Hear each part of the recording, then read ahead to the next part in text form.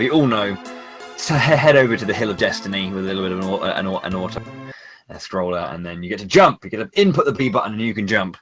The glory of Mystic Quest. That is the jump button. We love the jump button.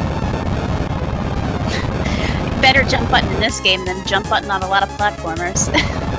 Yeah, at least you know exactly what's going to happen. You raise yourself into the air, and you land 2 spaces in front of you. It's simple. Yeah, this opening fight is famous, as we've mentioned in every single race up to this point, of being able to kill you despite being a tutorial fight. Basic, simple narrative, just there's Focus Tower, let's go check it out, the world's in danger. So the Behemoth, it takes 4 hits to kill, he's got like 90-ish HP. Oh, Boarum gets crit out of the gate! Okay. Oh man, and Sylverfyre with a whiff too. This is not looking good. Oh no, Boarum! Okay, Borum's lost. Borum's lost his first fight. Good start. Good start. Just one more hit for Sylverfyre, and Sylverfyre gets a crit on the last hit. Totally worth That's so useless at the end. Okay. I just love that Boarum gets the crit out of the gate. It's just welcome for the race. Okay. So yeah, that fight's famous, but it's quite annoying actually getting in this and having to take all of those hits, because you don't really want to heal at the start, but you might have to just kind of do that, and it screws up your menu a little bit if you want to do that. You don't want to die with Benjamin too early in these opening fights, because it just adds unnecessary turns to the first 2 fights before you get to the Minotaur. So yeah, players just head over to Forrester and do some story and grab some items. Right, we're gonna pick up Kelly, who's our first partner. She comes with a nice big axe because we need her to cut through the forest to get through to the next area, and we'll be picking up Ben's first spell, the Cure Spell. Additionally, you'll probably see our runners change the menu speed to the fastest speed, and despite what Bowie likes and doesn't like, some of them will probably change the scale to the figures as well, like Boarum did. The scale is just very attractive and pretty. Look at it, it's gorgeous. So yeah, every single level up you get exactly 40 HP. So they both changed the figure now because they're scrubs. But on the scale, it is every single like big blob is worth 40 HP. It's harder to maths it all out and just go, oh, I've got this much HP left. So most players opt to go for the figures just so they can see how much HP they've got and they know whether or not they're going to be. It's very simple, and it doesn't even add that much time to runs or whatever to it. It just makes Bowie very angry because he likes the pretty bars. It's cute. I don't know. It's always been a visual reminder that I'm playing Mystic Quest when I have those. You need a reminder that you're playing Mystic Quest. Just in case. So Boarum hasn't healed himself here, so he's going to attack with a steel sword and probably have Benjamin die. Oh, hello. Okay, good. I'm wrong. The ideal scenario here, Kaylee kills one, and then you crit the next, and then you move on with your life. But Kaylee can miss, and Benjamin can miss. This is why we call it Mystic Quest. But yeah, we're going to be getting underway with the first boss fight here as well, which has a nice little trick, doesn't it, RPGC? It does. So unfortunately, some of the bosses in this game aren't quite coded in the right way. Some of them are missing boss codes, and you can do interesting things to them. So on Sylverfyre's screen, you just saw Kaylee life the boss out of existence. So even though the Minotaur isn't necessarily undead, hey, we're going to life it anyway, and we're going to have a nice easy fight. Very, very clean there. I like it. But yeah, it's just some bosses just don't. I mean, even bosses that aren't classed as undead, for some reason have that. There are some bosses that can be lifed in this version, but not in the Japanese version, and vice versa. So yeah, and it doesn't just apply to bosses; it also applies to a lot of the regular monsters that we're going to encounter along the way. So we should probably talk about the way that the general partner characters work. So we've had Kaylee, and now she's left because she got struck with poison by the Minotaur, and we've got potentially the worst NPC partner, and that is Tristan, Mistum. What am I hitting? Any name you want to give him? you get every single character twice. You'll see on their on the right of their name above their weapon, you'll see the word auto currently. That can be auto or manual. That literally means whether or not the game, the AI, will act for you, or if you're inputting commands. And this is incredibly important to kind of get the fastest route going, because certain fights, the NPC will know how to one-shot an entire party.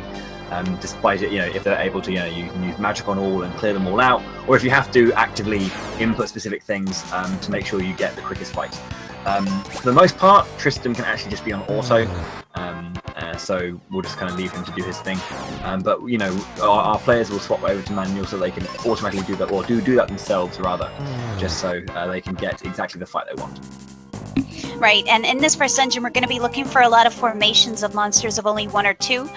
If you see a set of formation with 3 monsters in it, you're going to see the players run away, like on Sylverfyre's screen here.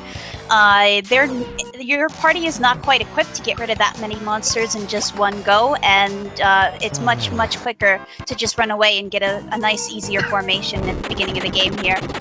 You should notice the very, very rare occurrence of Tristram hitting first and then critting. So there will be times like this, for example, where we will where you'll want to basically get rid of the skeleton first, and then the bombs will do enough damage. But never mind, Sylverfyre just got crit by the gas. That will take out Benjamin. But the bomb is able to take out that Minotaur there. Minotaur? The whatever that thing's called. I can't remember. I think it's a Gorgon when it turns into a palette swap. Alright, the Boarum. That works. I like it. I could be totally wrong. No, You're right, that's the word. Oh, it is. Nailed Okay. Sweet. I actually remembered something. GG. You'll notice something as well that Sylverfyre did. Because he only had one enemy on screen, he decided to, with Tristram, use life. And life, what it does when you use it in battle, this only works in battle. If you use life in battle, it not only recovers all of your HP to max, regardless of how much HP you have, but it also recovers any status ailments that you have upon you. So Tristram was poisoned, he used life, he cured himself, and the poison gets cleared as well. That doesn't happen outside of the menu, so when people do that, it is specifically in battle that they are trying to do that. Oh, Sylverfyre is having the worst luck with these monsters, and it's a shame because once he gets through this battle, he's actually going to go pick up seeds. And once you pick up the seeds, you actually do want a couple of 3 monster formations, because there is a way that you can actually duplicate some of the items in this game by essentially changing your partner over to manual, using the item on whomever, and then selecting out of the menu and running out of the battle. So it assumes that, hey, you selected this to be used, it's been used, but it kind of gives you back that one as you're leaving, and keeps the same count, obviously, because you didn't really use it in the first place, so you kind of get an extra of that item, which Sylverfyre just did there. Yeah, it's kind of strange. Oh, we get something. So you want to dupe 2 seeds, 3 seeds, to be safe. You do as many as you want, but you don't need any more than. Yeah, I believe it's 2 that our players will mainly go for. It depends on if they pick up the Quake spell or not. If they pick up the Quake spell, then they'll probably opt to dupe only 2 seeds. If they don't pick up the Quake, then they'll opt to do 3 seeds. Because of the way in which you separate, the way in which you get around not having Quake, include using more spells in like the second area of the game, so you get an extra one just in case. So seeds, if we haven't explained what they do, seeds recover all of the magic points available to a character. So it works in a kind of Final Fantasy 1 style of way, where you have a certain amount of charges of each type. White, black, and wizard. White magic, black magic, wizard magic, which is like your really aggressive offensive spells. And you kind of get those in a 4-to-1 ratio. So if you have 40 whites, you'll have 20 blacks and 10 wizards. That's actually Phoebe's, late game Phoebe, she's one of the characters, that's actually how many she has. So it's a 4-to-1 in terms of that, so. Our players seed up before going into the fight, because they want to have as much white magic as possible. Right, so the Flamosaur does count as an undead creature, so you're going to see the players using the Cure spell against it, and the Cure spell is actually going to be one of the main damage-dealing things in this fight, because even though we want Tristram to crit, he's not going to do it very often, if he does it at all. Really ruddy Tristram. The kind of the kind of thing there is something you kind of want to happen. The way this works, if your main character, if Benjamin dies, if the boss goes first and Benjamin dies, Tristram on auto will revive Benjamin, who already has an input put in, and then he will revive and then do his turn still, even if he dies, which is quite nice. So that's kind of something that players will be looking out for. Right. Unfortunately, and hoping for. Tristram is not kind of programmed to use life on himself, because life is technically only something your partner will use if somebody's dead. Well, if they're dead, they can't life themselves. So in order to mitigate that and have Tristram not die, because once our partner dies, we're kind of screwed, we'll have Tristram basically life himself and cure himself up like in Sylverfyre screen. And that was a very nice Flamosaur fight. 10 minutes and 30 seconds. Considering the rough amount of fleas he had to do to get there, and questionable behemoth fight at the start, that's a good time to get, considering how iffy the Bone Dungeon actually was to him on the way down. It seems like Boarum is having... He's still trying to cast as well. He's still got some casts left, but a nice crit there to finish off for Boarum. So at 10:55, so about 25 seconds between these two players after the first boss.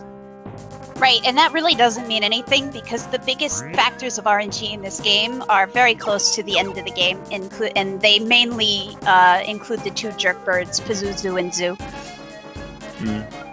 Yeah, I do that. It's kind of nice because like there's so much there's so much like little bits of RNG as well here and there that will remain prevalent across the board, and you might see players just kind of swapping sides and swapping who's in the lead consistently, but it always balances out, I find, despite how varied it can be. Oh, definitely. I mean, any one of these bosses or mini bosses that are coming up can definitely just one-shot somebody, crit somebody.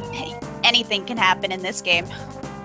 This game is actually incredibly safe, actually, because the game has because obviously, as everyone, the game that was introduced to the West, the kind of the first RPG to kind of get used to the style of how this plays, and how these games go. So it's very kind to you that if you die in a battle, if you lose the battle and both your characters are KO'd, you can get the option to retry the fight immediately. So you just, your entire progress, you just have to do the fight. Right. Which and our players are going to be picking up the steel shield on the way out. It's going to give us a little bit of defense and a little bit of speed, which is going to be super helpful in the next area, because we're going to need Ben to totally outspeed some of those monsters to kill them before they start using Confuse on our party. We're also picking up the cure potions. So the order of the items that our players are picking up is very important. It's going to matter for one of the major glitches that we do to skip a humongous part of the game, about a quarter of it. Pretty much, yeah. It's the biggest sequence break in the game by far, and as you say, picking up those items is very specific, and hopefully that'll be going according to plan. So, heading back to Forrester just to give the elixir to Kaylee so that she can get better, and then, as you can see, Sylverfyre making his way to Focus Tower to enter our second area of 4, which is going to be Aquaria, where the Crystal of Water resides.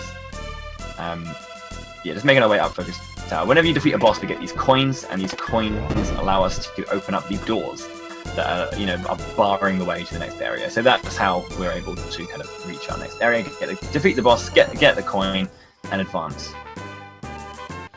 Just to answer the question in chat, no, there's no point to take the shield first. We have to backtrack for it firstly, and it really doesn't make a humongous difference since Ben is at such a low level anyway when we get to the Flamosaur.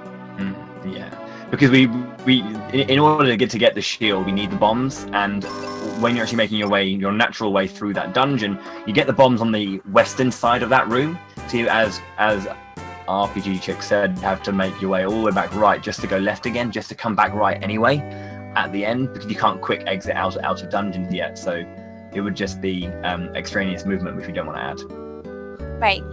So we picked up Phoebe, and Phoebe's a very interesting character because she has a fantastic AI. She's very magic heavy in terms of her attacks, and as long as you get formations of monsters where each monster is the same, Phoebe will very easily be able to use the AI and one-shot the whole party of monsters. Unfortunately though, as soon as one of the monsters is different, so like let's say I didn't have 3 of these lobster-looking creatures and there was an edgehog in here, then you would have to manually tell Phoebe, hey, fire still works, stupid, let's go. Okay, despite the fact that 3 hedgehogs die and 3 scorpions die, 2 scorpions and 1 hedgehog, they aren't gonna die, no! But yeah, you can still do it. So it's just, again, that's kind of bringing back to the point that when you know that you can do something in 1 turn, but the AI doesn't, you have to take control of that. So we're going to be approaching the worms here, and this is why some players pick up Quake. So what we'll do here is we'll, cast. He didn't pick up Quake actually, our player here. So we're going to use Thunder on all and then Bomb instead. So this is where a player would grab or dupe 3 seeds because you're going to be using Thunder instead of Quake strats. If you didn't want to use the Thunder strats, what you would do is you'd leave Kaylee and Phoebe. I always do this. I always get them mixed up. Phoebe's on auto. She would fire the Edgehog, and then you would just use Quake on the 2 worms and kill them. Very simple. But I don't think either of our players opted to pick up the Quake spell, which it's irrelevant once you get out of this dungeon anyway, so... Exactly. Yeah, you literally use it for 3 fights. So, I mean, it's about whether or not you want to take the time to do an extra run or flee from an encounter, or if you want to take a few steps to get Quake. It largely makes very little difference at the end of the day. Yeah, I think our players usually determine whether they want to do it or not, depending on some of the formations they get in the Bone Dungeon. So if it looks like they're going to be able to get all 3 seeds pretty easily by the time they get to the Quake area, they usually don't take it. That's the point, really, isn't it? So, might want to bring attention to a couple of things that we might have missed out here. One of the biggest things, the differences will play a little bit, the extended differences will play a bit more of a part as we make our way through the game, and I'll make sure to highlight those when we get there. But the biggest thing that perhaps we didn't see at all before we actually started the run was the resistance glitch. What this is by having a save file preloaded on the game, you load up the save file and soft reset. What this means is that whatever the resistance of the partner character you had in that save file will transfer over to this brand new game. So all of our players have 3 save slots that are all filled up with late game Phoebe. So Phoebe 2, the second time we get her in the party. That's literally at the very, very end of the game. Her resistances and all of the buffs that she gets from her weaponry, we get for this. The entirety of the game, all the NPC characters have her resistances to all status elements that she has, and also some buffs, which is very, very important to be able to do a lot of the strats that take place in this game. Right, her magic wouldn't be strong enough to actually do some of the things that it does. In addition, later on, there's going to be some monsters that we physically attack, which wouldn't actually be able to be killed in one shot without the resistance glitch. Really, really. And also, a small thing that our players will hopefully see our players do is at the end of every single fight, there are frames in which you can input weapon changing. So hitting the L and R button changes your weapon. And you shouldn't see it too much right now, but you can initiate weapon changes in these like open frames when you load from the battle into the map again. So things like that, and being able to actively keep an eye on what weapon you're using, when you're switching, and why you're switching, will always kind of like speed up the run a little bit. Yeah, the only thing is you definitely have to know which direction to hit the L and the R buttons for the quickest access to your weapons. Did you need to go from the bomb to the sword and press L 3 times and not R once, right? You've all done that once. I mean, you get used to it eventually, but it does take a little bit of practice. Agreed. So here our players are also keeping count. This is a very important area to kind of keep count on how many thunders and fire casts you have left, so you can obviously optimize when you're using your seeds. You'll generally know, based on experience with the run, that I've used this. I'm at this fight now. I should use my seed. but you know, for the newer runners, if you ever do pick up this game, keeping count of fights and keeping those charges in your head is very important. Oh yeah, for sure. You don't want to end up running into a battle and find out, oh, whoops, I am completely out of this spell that I needed. And then you either have to try. Oh, hello. Does Sylverfyre get to the outturn? So you see there, the centaurs use riddle, which is confusion. Will kind of completely take the control away from your character, obviously. The shield gives you +5 speed. The steel shield gives you that +5 speed, which allows Benjamin to potentially outturn. And if he does, which he has for Boarum as well, yay! If you don't, oh. Yeah, unfortunately, Silver was just a victim of forgetting to refill his seeds before the squid fight here. I mean, technically, you can see on Boarum's screen, the strat is usually to thunder the birds and to bomb them just to get rid of them quickly, and then the squid can basically be handled by Phoebe for the main part, so if Ben dies here, no big deal. Yeah, we tend to leave this out. One of the most important effects from the resistance glitch is actually that Phoebe has drain resistance, which means, well, the Squidite has a drain attack, which if he does use it, actually heals Phoebe and damages himself.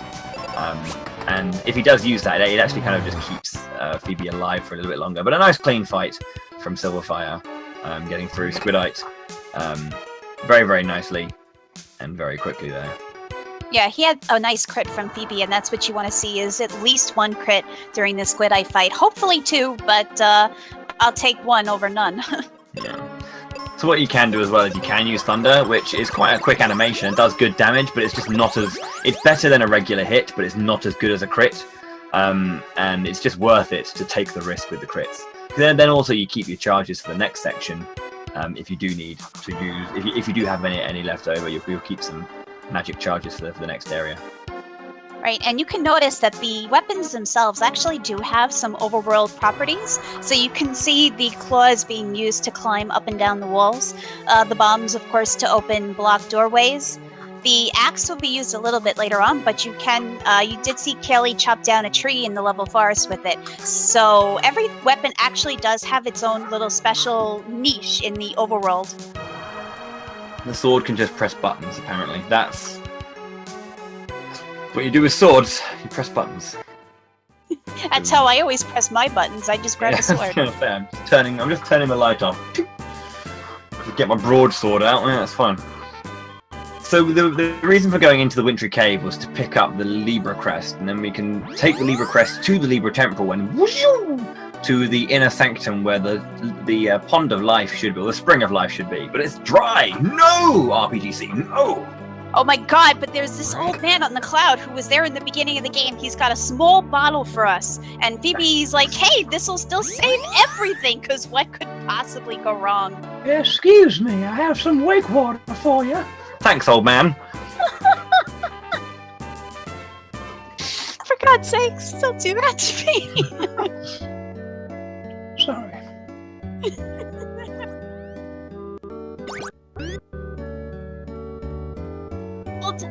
Whoops, a small bottle only heals up one whole plant. I just love how she's like, this'll definitely save the entire village. she's just got a bottle, like a little bottle. She's like, this'll do it. This'll do the trick. Well, I guess we actually really do have to get and free the water crystal after all. So we go into the waterfall area, and there's actually a neat tiny little skip in here as well. Depending on how you move the blocks, if you've ever played this game casually, typically you go up and around on the left-hand side down, and then up and around on the right-hand side to the crab in the center. But the nice thing is there is a way to move the blocks in such a way that you can completely skip the two encounters on the upper right-hand side.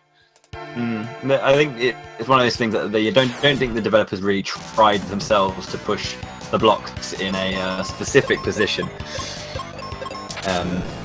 I sure as heck never saw it until I saw the speedruns. I don't think... The thing is, it's been so long since I played this game casually that I don't think I even remember those fights. But yeah, you can see, unfortunately, Sylverfyre got unlucky by missing a hit there. And that extra turn has probably allowed Boarum a little way back in, so he's literally just behind him on that one fight. So you can see Sylverfyre jumping over the block that Boarum just put into position, so very close between these two right now. Yeah, it's very unfortunate when you get the hag mixed in with that fight. Yeah. But the animation on that water hag desert hag rather, is so good. I love that surprise look. It's like, "Arr!" It's very sad. Yeah, I think Sylverfyre just... Oh, okay. There we go. Just getting his movement for those blocks a little bit mixed up and having to take a few more steps than necessary. So there we go. Being able to just kind of pop that ice block just above the ridge there that you see on the right-hand side allows him to jump up, and then you can place the next block just above that to get to that connecting side. And that's the little skip there for you. Our players are going to pick up heal. This is very important. This is very important. That is a safety, but it's a safety that is pretty much necessary because it will just save you so much hassle if you need to. So we have ourselves a snow crab fight. This will be a bomb and then a fire, I believe, on all three, so that we'll get rid of the hags. A stare, that's not good. Confusion on Benjamin, but he does quickly break out of that. And a crit from the water hag as well. So It's ideally still you gonna take get... an extra turn now. Ideally you'd get fire bomb, and then it's simple, and then you'll switch to thunders from Phoebe, and using the axe with Benjamin, but hot damn, Benjamin just got whirlwinded. So for some reason the crab is really weak to axes, and then thunder just wrecks him. So you want to just kind of burst this guy down as soon as possible. Right, He is crab quite has some of the best animation though with the bubbles coming out. Yeah, I think that's kind of nice about bosses. Like regular enemies just get their normal sprite, and then at half HP they're like in danger, but then bosses have multiple. They have like 3, sometimes 4 animations, which is quite nice. Oh my gosh, I think Sylverfyre just cured the crab! I think... Oh, crit as well from Boarum. So Boarum takes a very clean lead now, as Sylverfyre... Oh no! Phoebe's down! Okay, this is going to have to be a fight reset for Sylverfyre. He's got no chance. Yeah, there it is. Not a good fight for him, unfortunately. Yeah, I think he kind of lost it after he cured the crab, so it's fine though. He can redo it, and it'll all be good.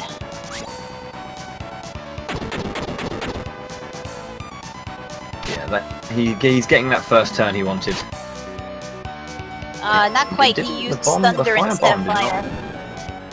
Fire bomb didn't kill there. He didn't use fire. He used thunder on the what desert hags. Okay, I was looking over at Boarum's side for a second. I missed that move. So that's going to add a bit more time, unfortunately. But yeah, as Boarum is now making his way into the ice pyramid. Our players did get a upgrade to the bombs, so they got the level 2 bombs, which are the jumbo bombs, and this does make a big difference. Yeah, the damage goes from like 250 to 420. It should be specified actually that damage is set. There is no damage rolls in this game. You'll always do the same amount of damage if you get a regular hit, if you get a crit, if the enemy is doing things to you. You don't have to worry about, you know, oh, I didn't get the right damage roll. The stretch didn't work. You know, it'll be the same. Yeah, I think you can raise it slightly if your level is really, really high, but we don't do that here. This is a speedrun. Grinding? What's that? That's a thing us filthy casuals do sometimes. Filthy casuals. Glad I'm not one. I said after streaming 9 hours of casual gameplay today. Say. Luckily, the Lamias get bodied by thunder. There we go. So for a lot of this dungeon is going to be thundering and then bombing, or firing and bombing, or throwing out.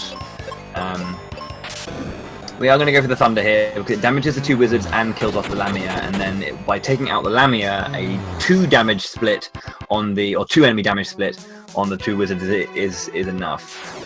So the way that works is literally if there's 3 of them, the damage is thirded. If there's 2 of them, the damage is halved. So yeah, you want to kind of make sure that you're able to get rid of as many enemies as possible to allow those strats to come. So that is quite nice. Yeah, it is unfortunate though. You don't want to see a whole lot of random Lamias in the battle just because Phoebe has far fewer thunder charges than she does fire charges. Mm. And there are some screens where we're going to need specifically thunder, like you can see here, getting rid of those Lamias there. Did we ever remember the name of the eyeballs in? I don't think we did. Because we know that there are the beholders in Pazuzu's tower, but what are they called here? They're called like jerk eyeballs. I don't know. Yes, I'm Like, very sure that they're that's called. a big eye. I don't know what they're called. I think they're called wool. That's a massive eye. I think the person in Gazers. the chat, yes. Crikey. It could be gazers. Gazer sounds about right. I think it could be. They are gathers. What the heck? I think that's meant to be gazer. I think that's just a Woolseyism right there. Yeah, so, I think so. yeah. So thunder can kill gazers, and a bomb can kill 2 gazers if they're together. But thunder can kill 3 gazers as well, I believe. Here you'll probably see defend from Phoebe and then bomb on the regular crab just to get rid of it.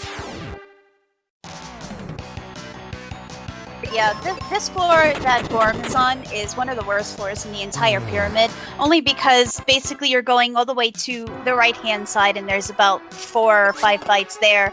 Then just to flick a freaking switch, then you have to go all the way over to the left side with another 5 or 6 fights just to get to the door. It is the worst and most cumbersome floor in the entire pyramid. If anyone's wondering why there are no enemies that we can see, is because in the kind of the thing with the ice pyramid, the whole kind of like, haha, gotcha, is that if you go to the right-hand side of the first floor, you'll find a magic mirror, and again, there's a big old noise that goes, and then you can see the enemies. Huzzah! However, regardless of whether or not we can see them, we're going to be going the same way anyway. Because enemies are obviously, as you've noticed, are always on the map. You don't get random encounters. There's an enemy in your way, you're going to just muscle your way through it. Regardless of whether or not we can see them, we're going to go the fastest way possible anyway. So we're going to get them regardless of whether we can see them or not. So whatever, we skip the magic mirror, we get the fights.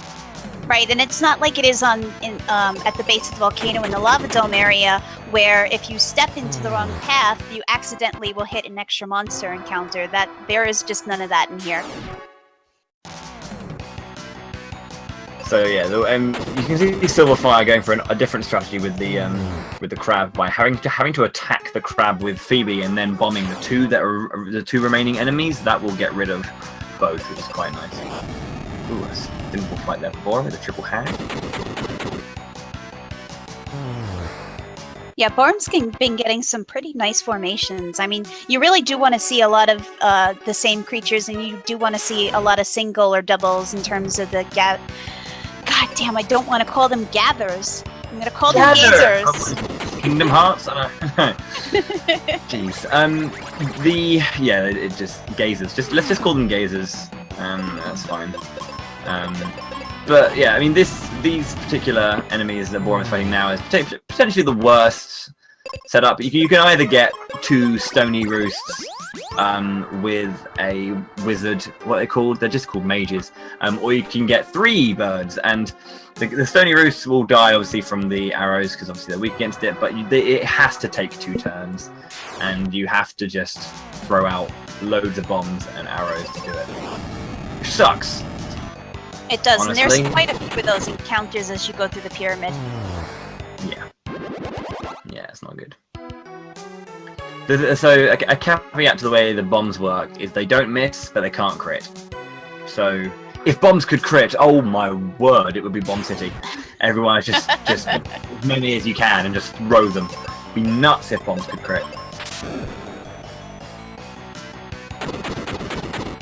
Okay, opting for the double thunder into bomb. Okay. You can actually fire one. You can just cast fire on one of them and get rid of one of them.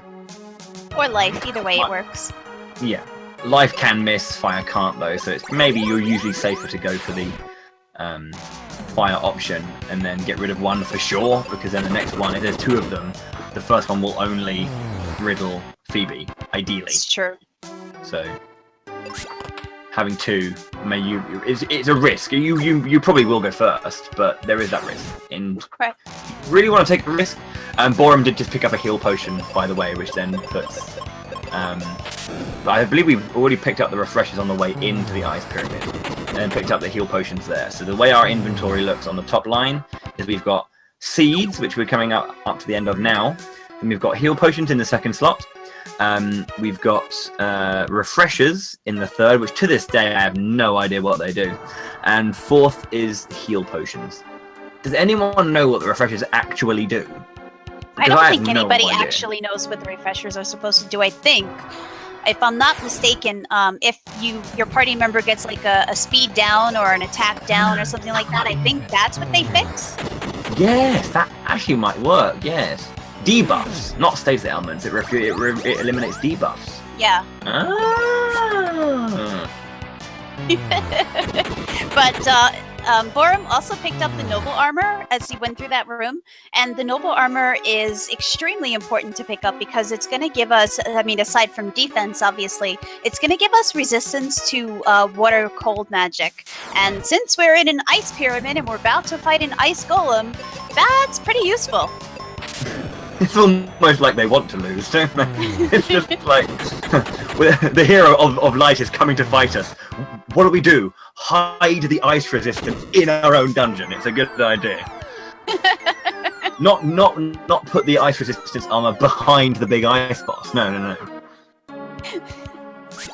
And as Bowie always says, don't change your weapons as you're falling down. Oh god, yes. I found this out the hard way in a race that I was winning. And if you swap weapons on the wrong frame when you're falling, only when you're falling, you can soft lock the game. So don't. I've warned you, please. Don't do it. But Boarum did pick up the next sword, the Night Sword, and the Night Sword also gives a very nice little buff in terms of speed. So it allows Ben to outspeed some of the enemies coming up, but it also makes running in the late game much easier in case you do need to change the monster formation that you've encountered. Ooh, getting that big old Night Sword off. So yeah, there's the riddle, and that Night Sword plus a steel shield will give Benjamin just enough speed to outturn the Sphinxes here. I wonder if Boarum is worried about his bomb count, because it was strange for him to use the sword in that fight instead of the bombs. Oh, Boarum, he ran out of thunders though, so he can't get rid of the Gazer. This is going to be interesting. Oh yeah, he should be fine, it's just he's added a lot of turns to that fight, unfortunately. Yeah, there he goes, he's okay. Yeah, that should be, he's got, I think that is his last encounter now, so there he's used up his last seed as well, so, and he didn't want to use fire because he had already used up his last seed. Ideally, I tend to personally just like hammer my way through and use my last seed after that fight, but I'm bad at the game, so what am I saying? Bowie, please. please. I got a 217. I can't talk. Okay, so Ice Golem. This is really weird because you'd think Phoebe, who is quite magically inclined, and up to this point has been pretty good with her magic. If you leave her on auto, she won't use fire on the Ice Golem. Don't ask why. I don't know. So manual fire with Phoebe, and you need about 7-ish bombs as well. A little bit more might help, but yeah, we're going to be using fire and bombs for the most part, and keeping ourselves healthy where possible.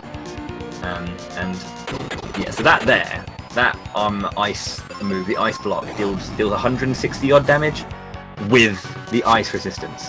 So imagine the damage without it. It's not nice. Right, and once the Ice Golem gets down to a certain HP, that attack that he just used on Boarum's screen, he's going to start spamming the hell out of it. Because even though, as Bowie mentioned earlier, usually when they do drain attacks, hey, you know, it's not supposed to work on our partner, but this is the only one that actually does. It doesn't make, yeah, it makes no sense. Because it's kind of like flagged as a ice move and the property of the drain does not affect.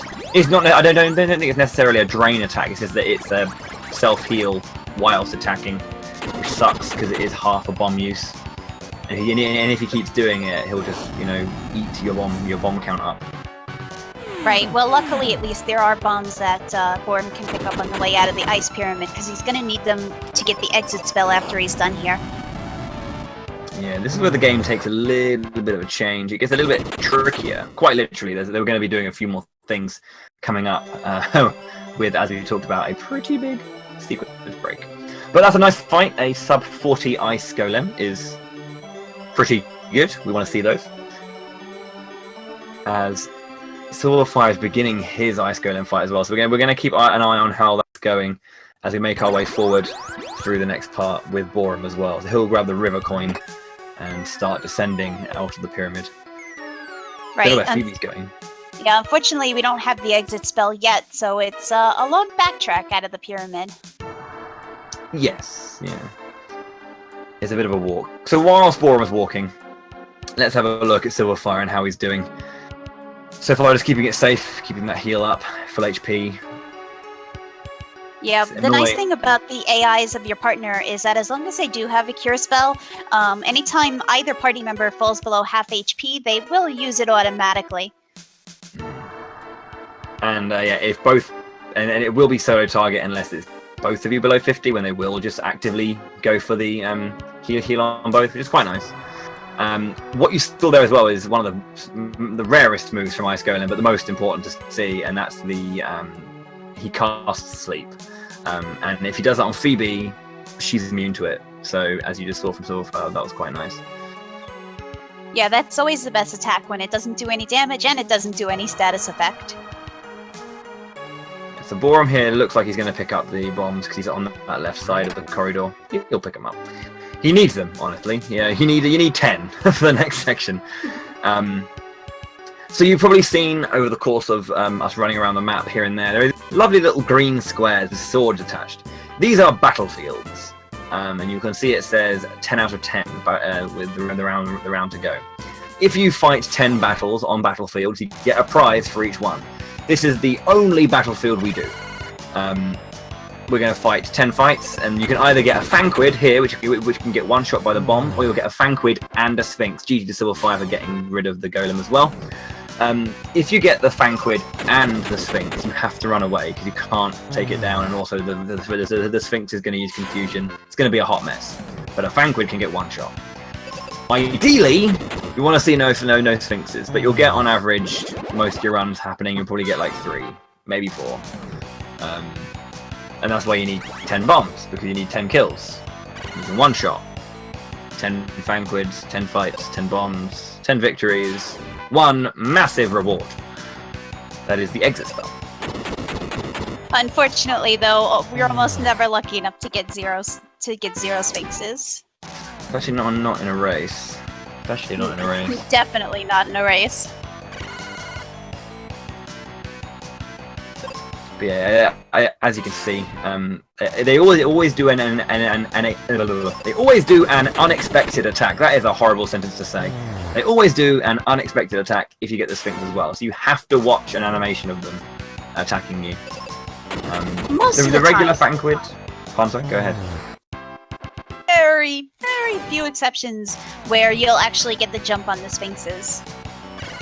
And then there are times when you get the unexpected attack from a regular Fanquid.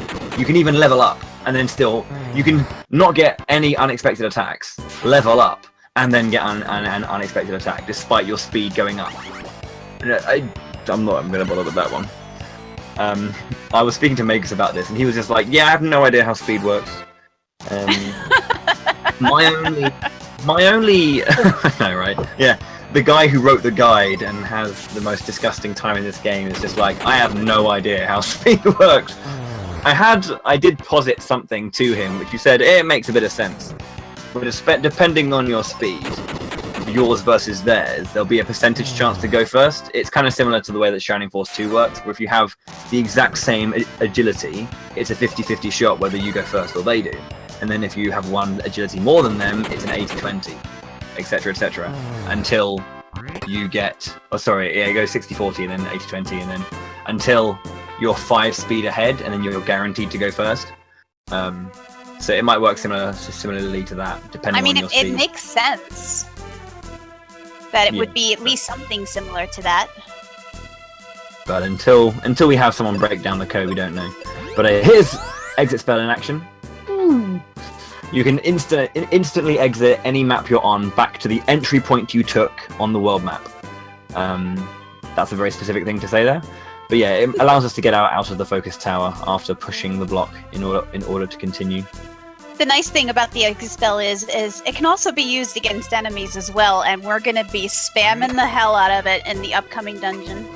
Oh yes, because Boarum is making his way towards the sequence break of the century. So earlier, RPGC was talking about our item positioning, where we had picked up the seeds first and then the cure potions. And then before we used up all of our seeds, we also picked up refreshers in the 3rd slot and heal potions in the 4th, and then we used our final seed. So we've got currently an empty spot in the first slot. There was this wonderful thing that we saw. We were like, oh wait, you can actually select 0 items, and then you can buy 0 of an item. So what we're going to do here, Borum's going to go into this shop in the hotel. He's going to buy 0 seeds. He's then going to use 0 seeds, which underflows it to 255, where it actually says 999. What this also does is it gives us the earth coins. And then we're going to buy 29 life potions. And what this does is it manipulates the inventory to a degree where it actually gives us sun coins and wind coins. The sun coin is the coin from the boss of the fire section, which we haven't fought yet. But and haven't done anything in the fire section, but we have the sun coin now. So there's no fire section. hence a quarter of the game being completely skipped. Rip fire section. No one knows why this works. But by underflowing the inventory, there's 9, as I said, we've got 255, and that pushes the heal potions that were 3 to become wind coins. So then when we bought 19 heal potions, they basically underflowed other items that we have in our inventory to give us that sun coin. So we're straight into the 4th section already. Right, and even though you were never in Fireberg, Ruben still manages to come out and try to attack the mummy. Who's Ruben? Our poor sandwich fell off the bridge. I don't know, he's a sandwich. But we're upset because, hey, we were hungry, we wanted to eat that sandwich, and Mummy pushed it off the bridge. Damn, so we're going to exit the Mummy out of existence. Dang, dude. So there we saw the exit spell. If we didn't have the exit spell, that fight would be impossible. Well, it wouldn't be impossible, it'd just be stupid hard. You'd have to kind of hope that you don't get bodied for 3 turns and you can bomb enough times. Because they've got a lot of HP. But exit just wipes the enemy from the map, and you don't get any experience for it. That's an important specific about... or an important specificity about using exit in battle is that you don't get experience for that enemy. You didn't kill it, you just sent it packing. Exactly, and this is really not the formation Boarum wants to see here with Tristram. Unfortunately, Tristram is not really much better the second time around. He doesn't come with any extra spells, he doesn't come with any better accuracy, and unless he crits, which luckily for Boarum he did on that mummy, he takes 3 turns to get rid of one of these mummies, and ideally we would prefer to exit them out of the battlefield. Jesus. Yeah, 3 turns is a little bit obscene. But yeah, there we go. They're down. So earlier when RPGC as well was mentioning that we're going to see later on enemies that we can one-shot thanks to the resistance glitch. These phantoms here, specters, are the first instance of this. So Tristram does just enough damage to one-shot a specter with the resistance glitch.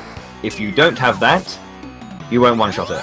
It does or something like that. It's a minor amount, but it's just enough to push the enemy over the threshold. So thank God for the resistance glitch, or thank whatever you want to thank. Yeah, seriously, because those things can duplicate themselves, and then it just becomes a humongous pain in the butt. I always like to bring this up, just because I like bringing it up. But you notice it in the previous fight, the specters were floating, and this time they're static. If an enemy that is flying is by themselves, they will float, and they will show that they're flying because they're going up and down. But if they are on the same line with an enemy that is static, they'll all be static, because that entire section where enemies are is literally a line, or a horizontal line of of code, and the static is the overriding code. Right, and in the randomizer, it's very funny to see. It's actually kind of the opposite situation. When you have one floating creature in the formation, everything floats. Didn't know that actually. I haven't seen too much of the randomizer. I know that I've seen dumb stuff like Elmagus was playing and got like a Phoebe 2. So he was going into Doom Castle and Phoebe had like 80 HP. Just like great. There's nothing I can do. Oh dear. If you had no life on Benjamin. Oh dear. Gosh, and speaking of life with Benjamin, we do not ever pick up the life spell in the course of this game for Benjamin. So it is really important to keep our partners as healthy as possible, especially when we get into the boss fights. And of course, as we get later and later into the game and things like Doom and Doom Dance become viable enemy magics, and we cry a hell of a lot inside, it becomes more and more important that we do not have that life spell. There are many tears. There are many, many tears. I need to. Okay. But yes, I was gonna say something, but I completely forgot. It was good. I think it was gonna be. I thought it was gonna be funny, but now it's gone. So rip humor. Well, we're coming up on your favorite scene in the game, Bowie. Oh, I do like this scene. There we go. So Tristram he's like, yeah, treasure hunting. Let's go, Spencer. Old random man that we just met. We saved Spencer from the underground. He's like, here, take this dragon claw that I stole from you earlier, which is a really, really good weapon. And then Phoebe, in her infinite wisdom, here she comes. I've got a great idea. Let's bomb the cave.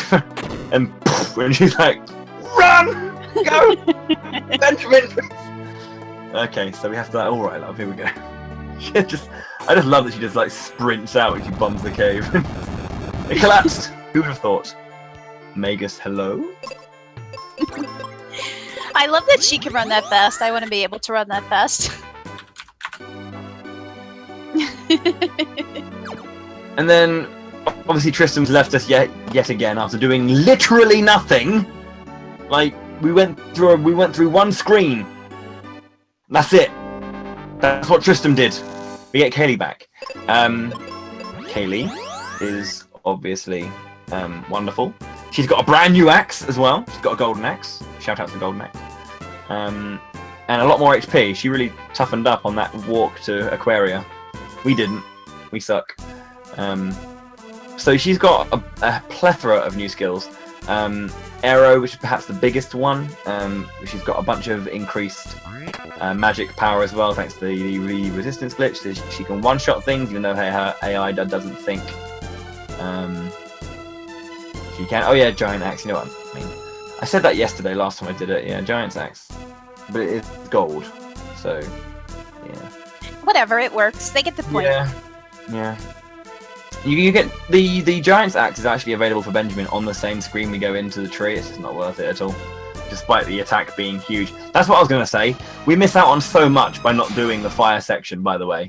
As was mentioned, we don't get life because the life spells in the fire section. We don't get the level 3 grenade yet. We don't get level 2 axe. We don't get white either, which would be which I believe, or thunder. Right, Yeah. they're all in that area. There's a lot of stuff that you would get, including extra. I think you get the second helmet in there as well, so you get more armor. So there's a whole bunch that we're doing. So not only are we hideously under-leveled, but we're also kind of under stocked on items and equipment. Yeah, this quest speedrun is basically as low percent as we can get away with. Yeah. I probably didn't mention. I probably forgot to mention that. What the players did. The players, well, Boarum has already done this, and Sylverfyre is going to do that now. Is pick up the arrow spell for Benjamin as well, which is going to be very, very handy in the upcoming sections. Crikey. So what they're going to do is, what Sylverfyre is going to do is, instead of going to get arrow immediately, he's actually going to leave Focus Tower, and then re-enter Focus Tower, and then go down and get the arrow spell, which is in the basement of Focus Tower, which is also Doom Castle, amazingly enough. And get the arrow spell, and then exit out afterwards. Almost everything from this point on in the game is actually pretty weak to the arrow spell, including even when you get into Doom Castle, so it is extremely useful. Yeah, it's quite nuts. I mean, obviously, Benjamin is a lot weaker than Kaylee. Why do I call Kaylee Phoebe and Phoebe Kaylee? Someone needs to have a word with me, because I'm just getting it wrong. So earlier we were also talking about the buffs in weaponry. So the Knight's Sword, the level 2 sword, gives us +5 speed. The Dragon Claw that was given to us by that thieving Tristram gives us magic +5. So it does do a little bit of extra damage. So we'll be using those two for the most part in battle when we're not needing to use the bomb for various reasons. Right, but a lot of the time you're going to see some of the players stay on the sword just for the added speed to try to get, especially when we get into the leech fights, just that little extra hope that Ben can outturn some of the monsters and not get killed. Thanks to skipping an entire quarter of the game, Ben is ridiculously underleveled and is extremely squishy because of that, so we need him to have every possible help he can get. Oh yes. Oh yes, he needs it. Exit's really great as well, because as I said, it's a very quick animation and get rid of enemies. So you'll see a quick exit, a quick attack with the axe. I believe also the axe here, if Kaylee didn't have the attack +5 that Phoebe that we get from the resistance bits from Phoebe 2, she can't one-shot those scorpions or the frogs later on. So thanks resistance bits for that. Yeah, seriously, especially those frogs later on. They are ridiculously trolly because they have paralyze, they have poison, they have stone. They are a monumental pain in the butt. Yeah, I believe they also have like they have poison touch as a counter. I know that Ghidra does as well, but I believe those frogs do too, don't they? Or stone touch. They have a counter, and if you get the kill, it doesn't proc. Yeah, they're the ones with the poison counter, and I think it's the Medusas that have the stone counter. Yes. Yeah. Exit and arrow. Was it exit you used? What happened here?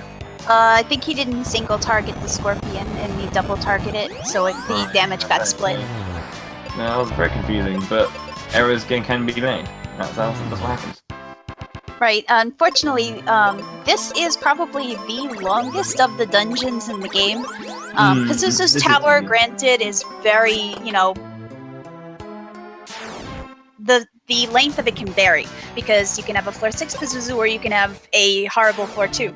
But here, there's no variation, and you just have to go to the same point every single time, and it is rather long. Yeah, and I think there are two main sections to this. This is the first section. This is the leech slog. That is about, I think, 8 or 9 fights against leeches, and if you get 2, like Boarum just got here, you can instantly just do arrow on all, they both die, happy, off we go, job done. If you get 3 leeches, the best option is to go for attack, exit, and then attack to finish, or arrow, exit, arrow to finish, because arrow doesn't miss. And that just adds so much time, because not only is it a 2-turn fight, but you'll probably get the leeches having a lot of goes. And they can use Quake, they can use Fire Breath, they do a lot of damage, or Flamethrower. It does a lot of damage, and it's just not nice. Right, and unfortunately, if you get really unlucky, you end up with an ooze mixed in with the 2 leeches in the battle. And the ooze is one of the few creatures in this game that actually has a built-in reflex spell.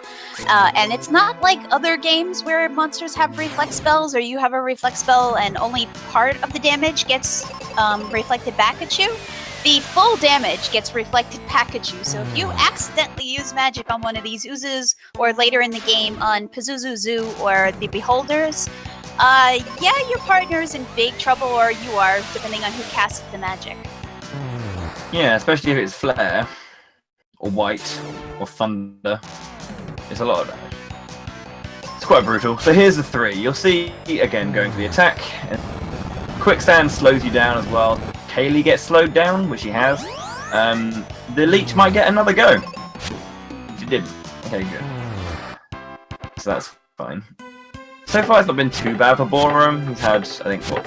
They've been three enemy fights.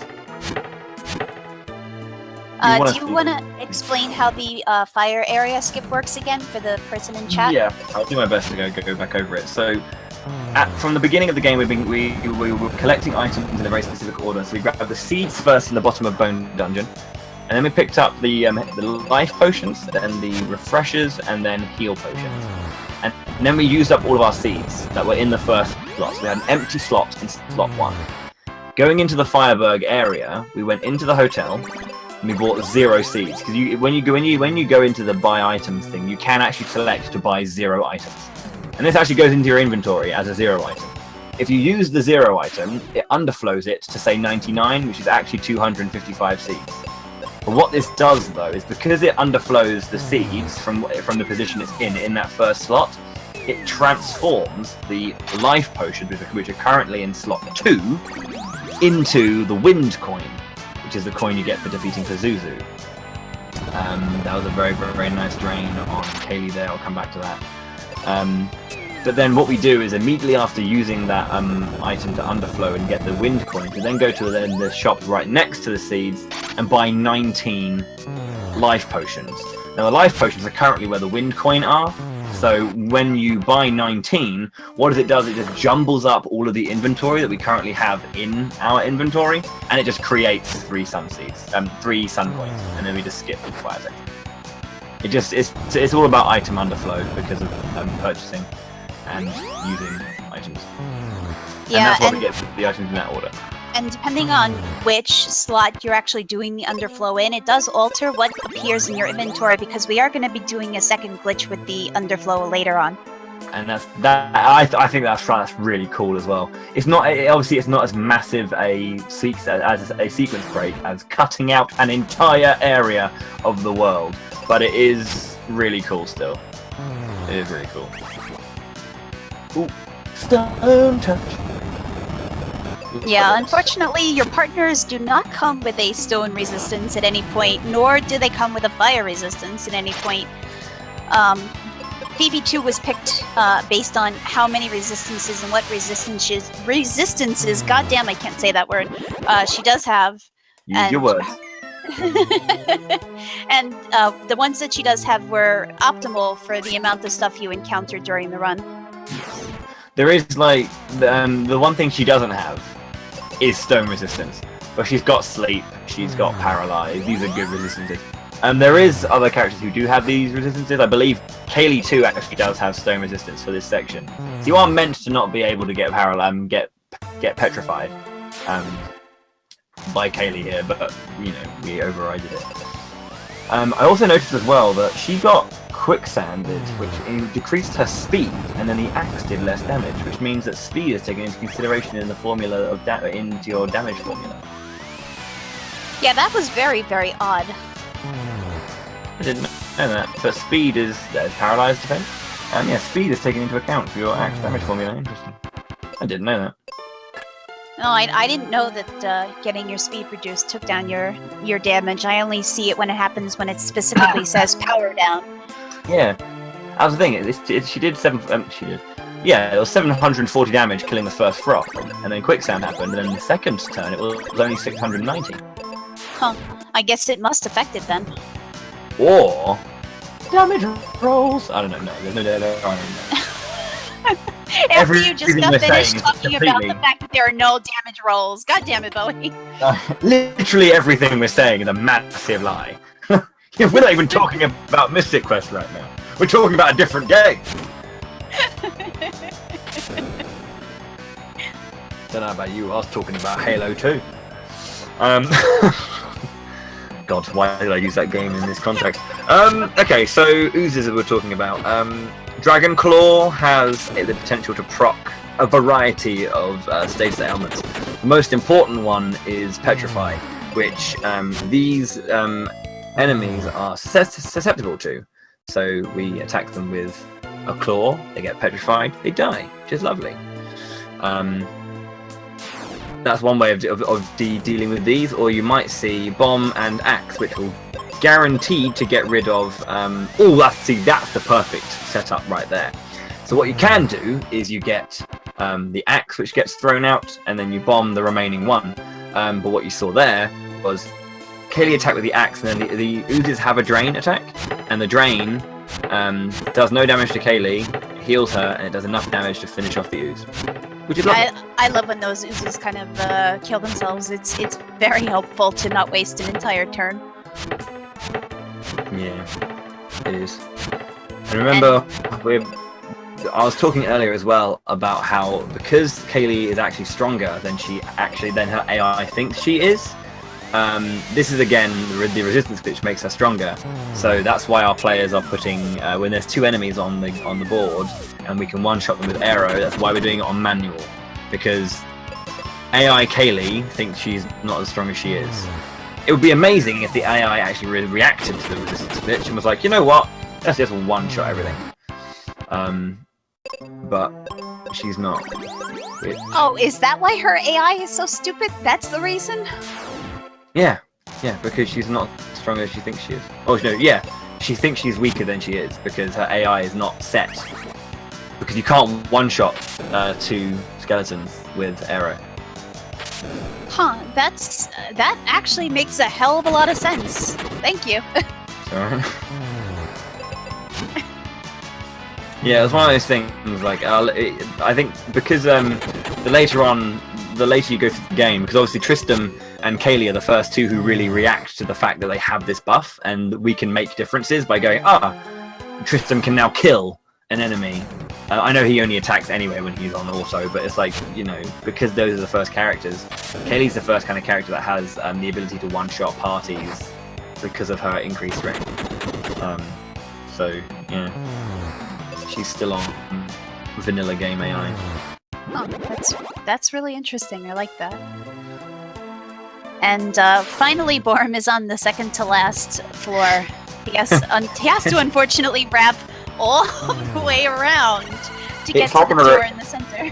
It's like a good 6-7 fights, isn't it? Like, it's not a small amount of fights.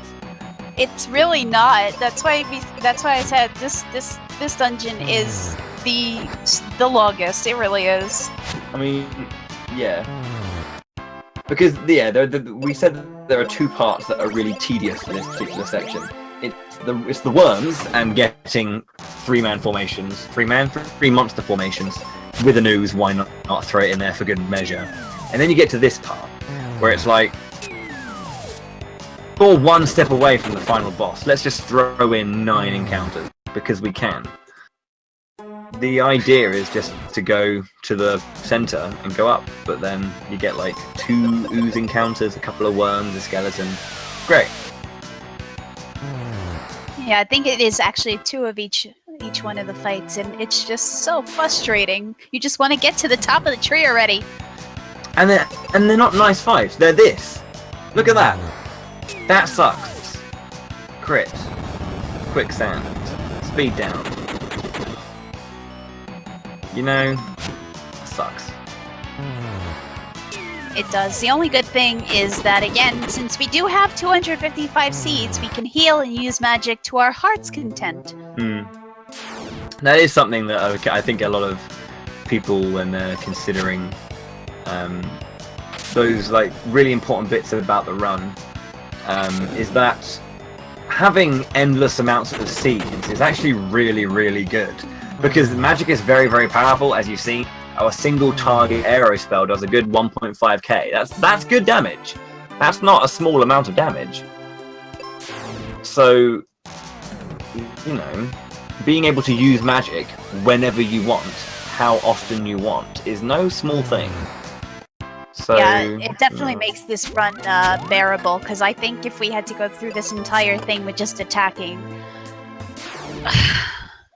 I have no words for how bad that would be. Oh mate, yeah. New any percent no magic. Yeah, that'd be a good one. Let's get Magus right on that. Yeah, I'm pretty sure he'd love to do that. At least we get to see the Excalibur, right? I don't even know if you'd get Excalibur. I think you would, or maybe yeah, because it's got a better hit rate than the axe, because the axe is just awful.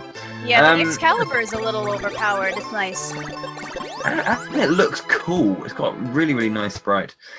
Okay, so Ghidra, infinitely harder because you haven't got the petrify resistance. Our players will start out by arrowing each of the two. Oh god, what's that? That's confusion. Oh, we use arrow on all. Brilliant. We'll start out by using arrow to get rid of the two skeletons and damage, and then go on to Ghidra.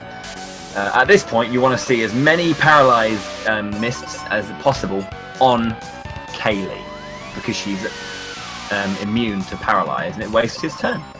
3 heads we don't want to see. If you leave her on auto, she will attack. If she's not already healing, she'll attack and get poison touched on counter, which is great. And yeah. So this is why we pick up the heal spell. So we haven't got life, obviously, because it's in the fire area. But if, for example, a character gets petrified, we can bring them back from the brink, because that's very important to do. And Ghidra is really on top of that petrification today. Good God. He is smashing it right now. Ghidra, you are on form, sir. Great job, mate. Jesus Christ. Poor Boarum. RNG that Boarum is getting from Ghidra. Sylverfyre is really not all that far behind at this point. Yeah.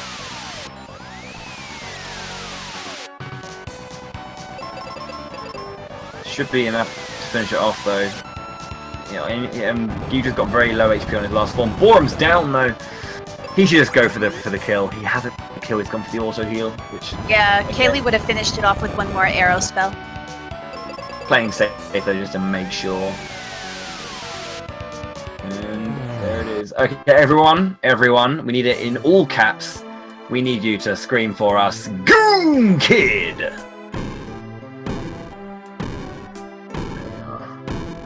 The tree with a massive chin? Just a massive chin. Yeah, let's go with that.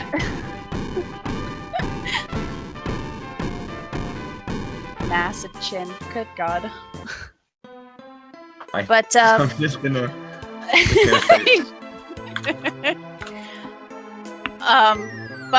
once this is the only dungeon. Oh my gosh, this is the only dungeon where once you defeat the boss, the monsters vanish instantly, which is very nice because we skipped on the way up the meteor spell, and the meteor spell is going to be ridiculously important in the next area and slightly important in the end game as well.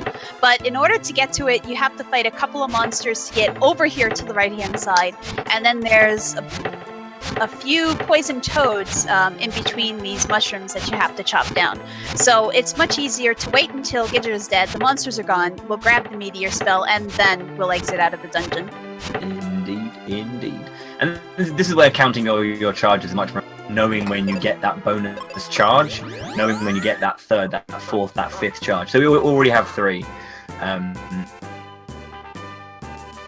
At the moment, and then obviously we'll get 4 later on, and then eventually 5 when we hit like level 20-ish. So I think 22, 21, 22 is when you get your 5th cast.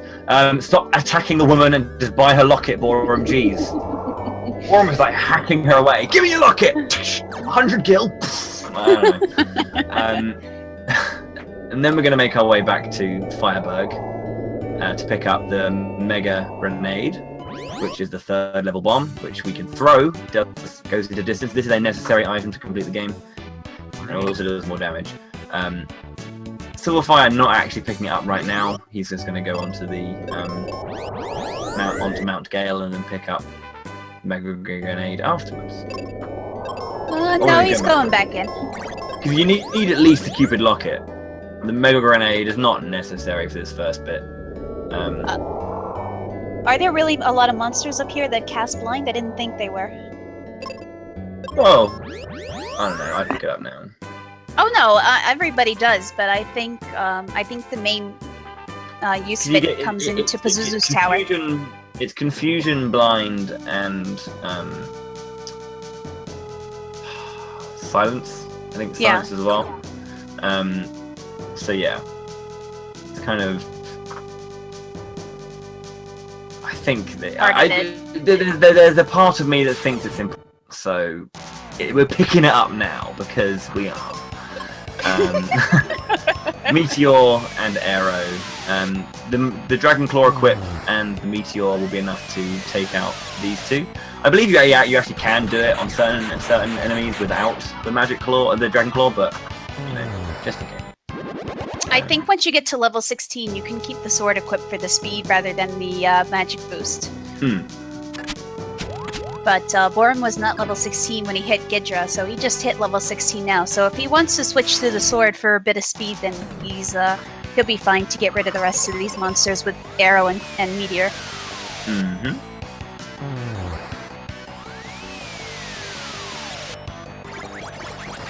But it looks like only one fight is separating the two of our runners right now. Pretty much. Very, very close. Sylverfyre, although he was behind almost a solid minute and a bit coming out of an ice pyramid, has had a pretty solid tree compared to Boarum's.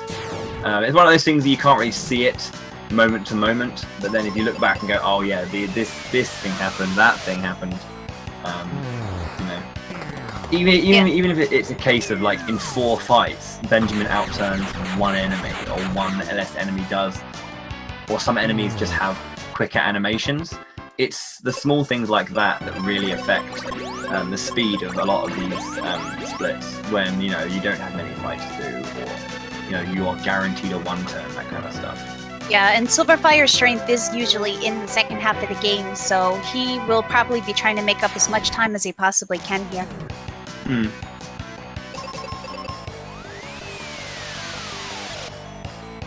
But there's only about 6 battles, I think, here in Mount Gale before you get to the Dullahan fight. So it is a very, very short dungeon compared to what we just came from and what we're about to go into. Yes. But Dullahan, of course, has the Doom Dance spell, and therefore... Don't take him lightly. He is a gentleman, though. He's always saying to the lady, would you like to dance? Take me by the hand, Kaylee. I'll show you hell. He's like good intentioned, but it doesn't quite, translate so well. A murderous tango. Bowie. What? there are 2 ways to do this fight. You can do it safe, or you can not be a wuss. So the safe way of doing this is you can just cast heal on him, and the little imp comes out and gives him a cheeky pokey poke. And you can paralyze Dullahan, but why do that when you can just throw meteors at him and axes? So yeah, keeping Benjamin healed up and throwing out meteors. Would you like to dance, Kaylee? No, not today. Keeping count of those meteors so you don't go into the spell menu and find out you're wasting time mashing away and going on you like no. Yeah, some of us do that quite a lot. There's a sleep spell. We're not yet immune to it. We're going to pick up some armor later on, make us immune to sleep. But it's important now. Oh, you did it. There you go. I told you, a lot of us do that. I don't blame you. I mean, at this point in the game, keeping track of your spells is not usually what you're thinking about, except maybe once you get Flare. Yeah, you're just shouting at the TV. I don't want to dance with you. So the theory is that Doom Dance is actually speed-based, because Dullahan does cast it, and it does sometimes land, but not nearly as often as Zoo lands it, and Zoo's faster. I don't know. Kaylee refused to dance with Sylverfyre's. Did Sylverfyre's Dullahan as well? Good. Have her keep saying no. None of the ladies want to dance tonight. And Boarum's got him down. Nice. Sub 119 with a 118.59.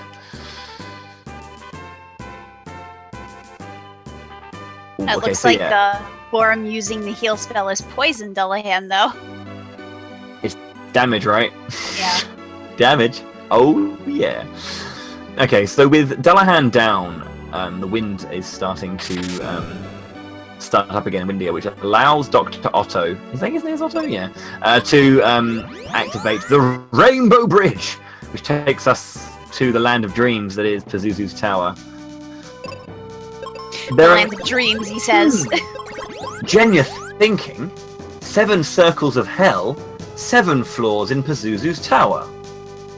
Pazuzu's Tower confirmed hell? I think so. That sounds about right. I think this is what is it called?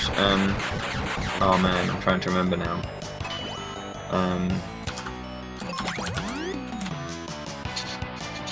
Yeah, this is what Dante's Inferno was all about. When Inferno was written, it was all about well, it was 9 circles of hell, but it was all about Pazuzu's Tower. Well, I do believe the 7th Circle of Hell was one of the worst, so... Yeah, exactly, yeah. Which is how it goes. It was 9 circles. But essentially what we're going to be doing here is... well, Pazuzu is kind of everywhere on all floors until you talk to him for the first time. And just to make things quicker and not to have as many encounters, because at this point we really do have to start watching out for Ben's level. We don't want it to be too high at the end of the game. So we're going to talk to Pazuzu on floor 3 because there are no obstructions. Hopefully our players will do a nice little bit of trying RNG minute for us. And Pazuzu will move to either floor 1, 2, 4, 5, or 6. We want Pazuzu to be on floor 6. It is the fastest, but we have to go all the way up to the roof and then come back down floor by floor to figure out where he is first. A doom stare, death stare on Kaylee. Yeah, so we'll go 1, 3, 5. We'll go up like the shortcut and corridors here. So we'll go 1, 3, 5, 7, and then we'll go down 6, 5, 4, 3, 2, 1. As RPGC said, if we hit floor 6, we're already there. Now, the way this works is that the reason how he gets around is he doesn't use his big old wings that he has, like the bird that he is. He uses an elevator, because who wants to walk? Or fly. Flap. Who wants to flap when you can just stand still and press ding? Floor number 5. There are switches on floors 2, 4, and 6. And if you hit those switches, it locks the elevator in place. If he's on floor 6, we hit the switch, we check he's there, he's on floor 6, we fight him immediately. Brilliant, perfect RNG. If he's on other floors though, you have to go to the floor that he's not on to lock the other, hit the other switch to lock the elevator in place, and then talk to him so we can, like, you know, corner him off. I believe the order is 6 of those, obviously the best, hands down. Then it goes 1, 5, 4, 2. In terms of quality of floor. If he's on floor 5, you've hit floor 6, you see him on floor 5, you go down to floor 4, hit the switch, and then go back up to floor 5. If he's on floor 4, you hit the switch on floor 4, then you have like 3 extra fights to get to him on floor 4, where he'll then escape to floor 5, and then you can go fight him on floor 5. So you've locked him in place, he can't get around. The worst is floor 2. I don't need to really talk about why. There's so many fights. So many fights. So many fights. Floor 1 is the second best, because you'd go onto floor 5, see he's not there. Go down to floor 4, find out he's not there, and then you can basically skip down to floor 2, and if he's not there, you know where he is. Hit the switch on floor 2, exit out, and fight him on floor 1.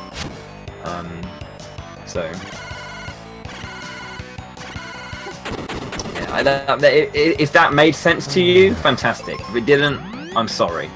It's very hard to kind of like explain in a way that's very kind of like clear, I guess. Well, I understood it, but I also run the game. So, yeah, exactly. But for anybody who is interested in picking up this game, Elmagus has a ridiculously detailed guide out there, and F. Coughlin, our own Fred, also has a guide that he had worked on, which comes with maps as well. So either one are just they're fantastic to use, especially Elmagis's. He's again, it's ridiculously detailed. It tells you everything, including how to get around all of these different monster formations, which I think is one of the hardest things and most memorization required in this game.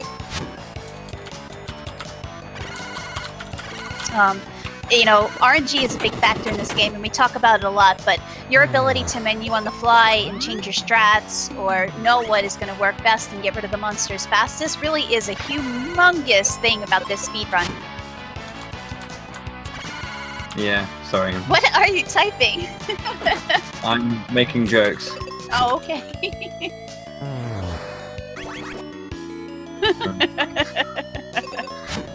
So there are 3 hallways.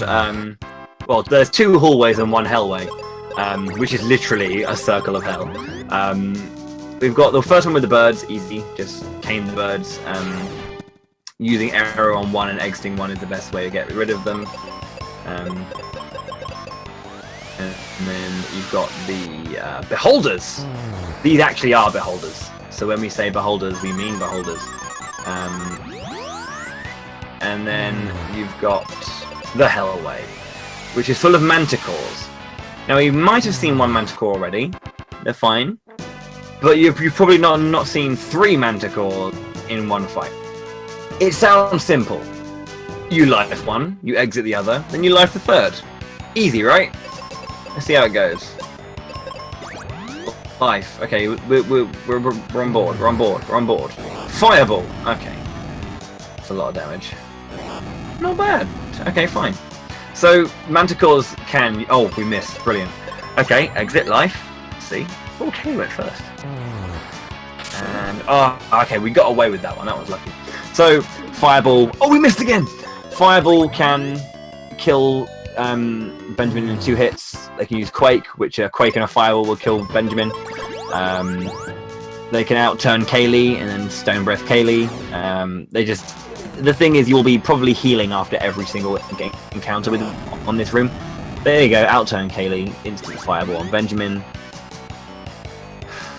Wow, Dang. that is a lot of white magic misses. Hmm. The white magic in this game seems to be connected to your character's accuracy, because if your character is blinded, they're just like, you know, the same chance you have to miss with the weapon, you have the same chance to miss with your white magic spells, it seems. Mm-hmm. And Sylverfyre with that runaway has actually taken the lead. So Sylverfyre is currently 1 enemy ahead because of a reset from Boarum.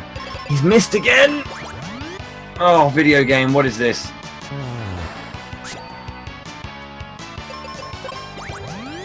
And the other unfortunate thing about life, the annoying thing I should say... The unfortunate thing about life, yes. Please go on, please go on.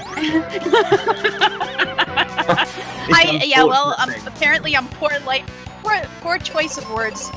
Oh, PG chick we're tonight. philosophers now, we're not commentators. Life will not automatically target on the enemy. You have to move it between each round because it will auto-target Ben. However, when you go from battle to battle and then you move on to a new set of enemies, it will target the enemies. So, what the hell, Life? Yeah, I don't know. I think it's like the information on the last turn is stored, but then that information is erased. Because like the end of the turn doesn't happen. Like the beginning of a new turn doesn't happen at the end of a battle. So you use life and it's tagged to the enemy, but then the text saying you won, go hooray, you won something. Can you believe it? Takes place, and then when you enter the new fight, that information is still stored. But then when you clear the turn and a brand new turn happens, it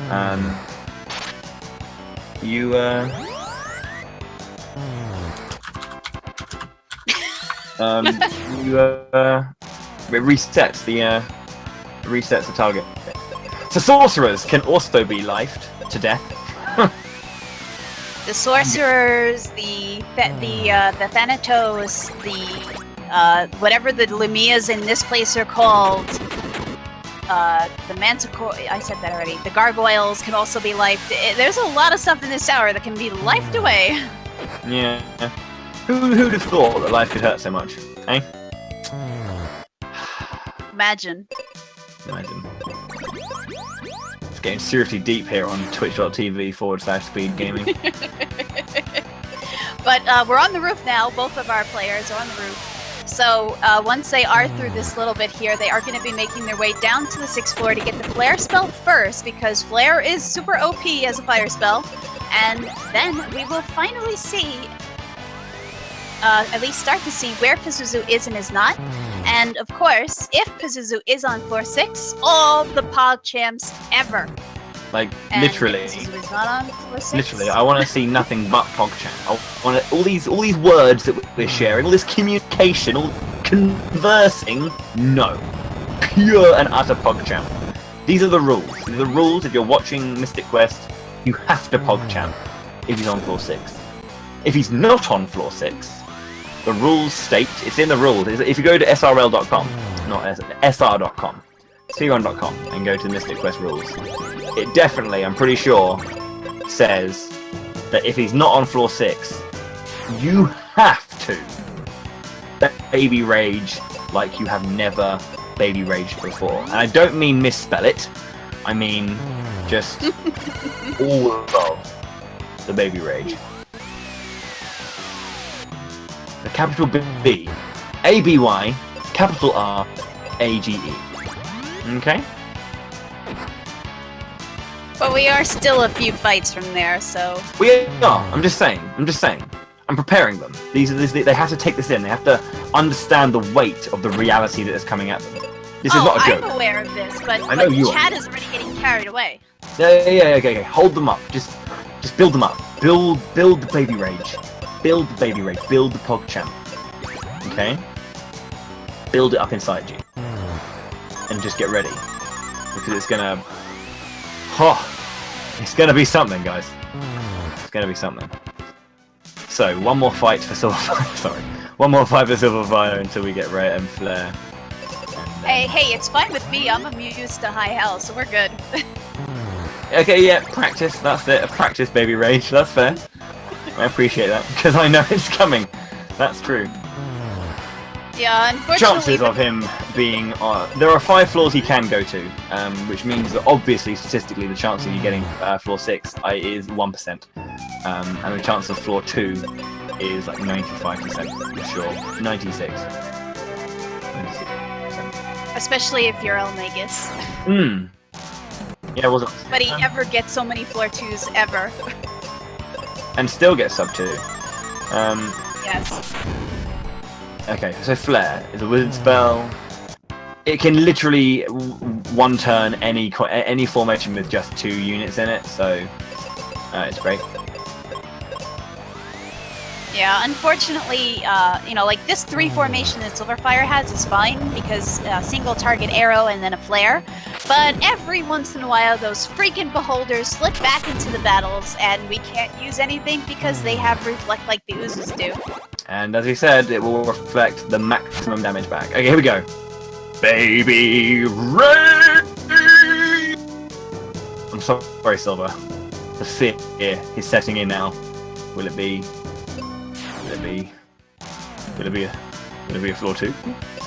Will it be a floor 2? You know, floor 1 may be faster, but goddamn, does my heart catch in my throat every time I get a floor 1. Baby Rage!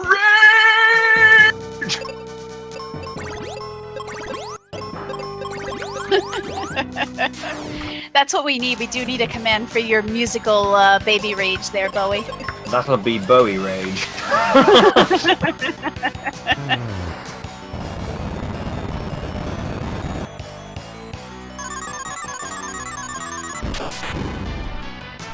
Okay, so now it comes the consistent fear. He's not on floor 5. Okay, so we want to go for like a double baby rage. If he is on floor 2, we need like we need all the baby rages if he's on floor 2. What are you kidding me? Yeah, like every single baby rage we have in stock. You know, we have supplies. They've been shipped in from floor 5 for Boarum. Okay. Sylverfyre needs either a floor 4 or a floor 1 to not get pose, because if Sylverfyre has a floor 2, that has all but sealed the fate of this race. Well, mostly yes. I mean, there is still the fight with Pazuzu, and there is still the fight with Zeus, so it's not entirely set, but it would suck. There is still the entirety of Doom Castle as well, which, as we know, can definitely take a few scalps. Right, depending on whether they pick up the Aegis Shield or not, of course. I wonder if Boarum, given the fact that he's got a sub 5, he should have a sub 5, he's got a floor 5, probably is like, you know what? Okay. I will pick it up, because I feel like I'm fast enough. No, floor 4! Oh, Sylverfyre! This is where the please, heart... floor 1, come on, Silver, floor 1!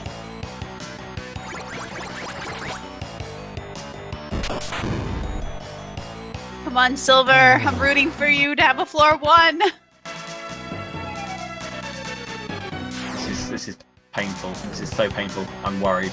It's terrifying, like, even if you're not the person that's running, you don't want them to have that terrible floor 2! Here we go. It's either 2 or 1. We're going to go for like a budget. We'll go for a budget or a poverty PogChamp if we get floor 1. I don't know what it should be. Probably. Well, here we go. He can't be on floor 3 because he spoke to him on floor 3. Here it is. One more fight to discover.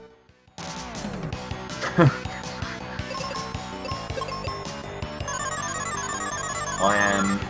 Yeah, see, we don't like it when we're running it, we don't like it when we're watching it being run, we just want them to have decent Because luck. we know the feel. We know the feel. No! Oh no! No! Silver!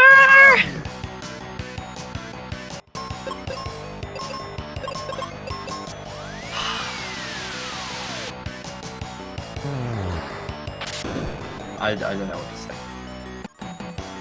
I don't know what to say. I feel so bad for Silver, he must be so angry right now. He doesn't know what Boarum's got. That's true, he doesn't, but he's got a floor 2 cannot make him very happy, I'm sure.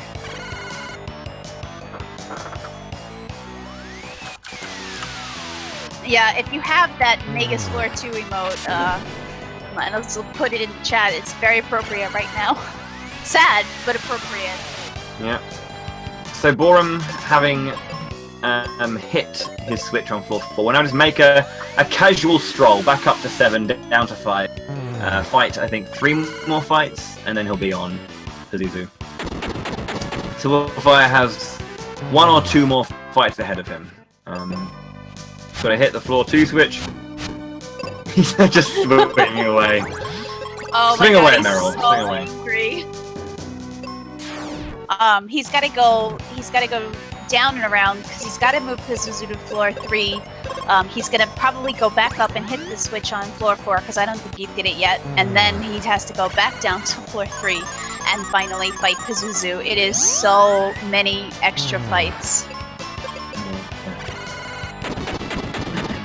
So Floors are randomized, so like we were saying earlier, you talk to Pazuzu on floor 3, and wherever you speak to Pazuzu, he cannot reappear, and he cannot appear on the roof. So Pazuzu can take the elevator to either floors 1, 2, 4, 5, or 6, and it is different depending not only on the RNG of the game at the time, but it also has to do with the card, apparently, in terms of what luck you can get with the floors. game RNG, cart RNG, and frame on which you speak to him as well. Right. Good luck manipulating that. That's all I'm gonna say. Not an easy thing to manip. Sylverfyre has not pressed the button on floor 4 yet. He went straight down from floor 4 to check. Because if he's not on floor 4, you go straight down to check if he's on floor 2. Because then you know he'll either be on 1 or 2. And if he is on floor 1, all you have to do is press the button on floor 2 and then exit. You have to make sure if he is on floor 2 to hit the button on floor 2, then go back up to floor 4 before speeding to him. He can sometimes slip through the cracks. Boarum is going to begin his fight now. Sylverfyre's only hope is that Pazuzu is wicked. Just wicked. But we'll see. Yeah, unfortunately, the birds, like in every game, in every RPG, are jerks, so you never know what can happen. RPG jerk, bird.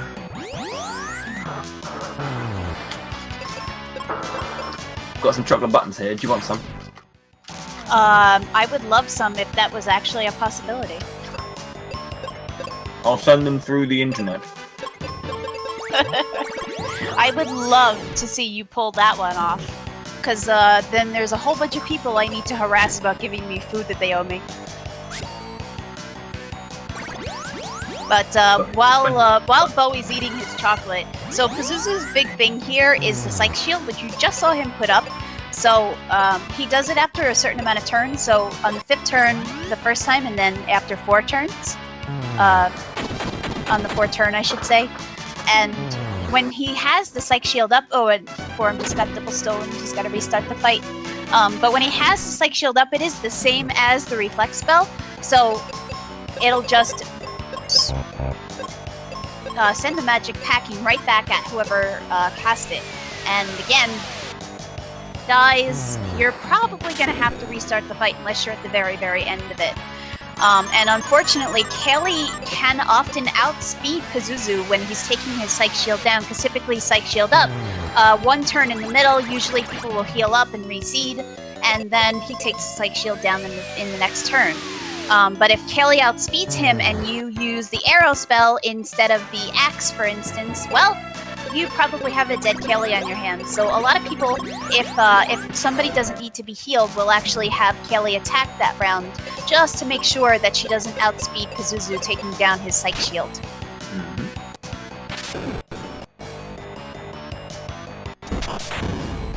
Yeah. And as we saw, he has the ability to use Petrify as well, and can just end the fight whenever he wants. And he hits pretty darn hard, so... One safe thing you can do is, if you want, you can like defend and then arrow, and if it reflects, I think Benjamin takes it. Oh, that's true, yeah. I don't think we discussed how the defense works, but anytime that you defend for your partner or your partner defends for you, you basically absorb any and all hits that come out until, of course, you are unable to do so. Like if you get stoned, if you're killed, if you have confusion, and apparently, as well as if you get blinded, you cannot defend your partner either. I don't know why that is a thing. Being blind doesn't, but it doesn't stop you from being a meat shield. Yeah, but you can't see him. I disagree with How do that. you know that? Oh my gosh, Boarum takes another death! This is quite fortunate. Oh, Boarum. It is, but at the same time, my goodness. Times, you'll see you'll see them having the partner defend Ben, so that the partner absorbs all the hits. Even if it's an attack that's meant to hit both of the party members, it will only hit the person doing the defending. And unlike, like, if Ben is dead, then let's say the enemy uses Quake, Kelly would get hit by double Quake attack. If it's just a defense, she just gets hit with 1 tick worth of Quake attack. I've always wondered, because if you are guarding against for your teammate, if you're guarding your teammate, you take full damage. However, if you guard yourself, do you take less damage? Huh. That's interesting. I don't think I've ever guarded myself in this game. Yeah, that's the thing.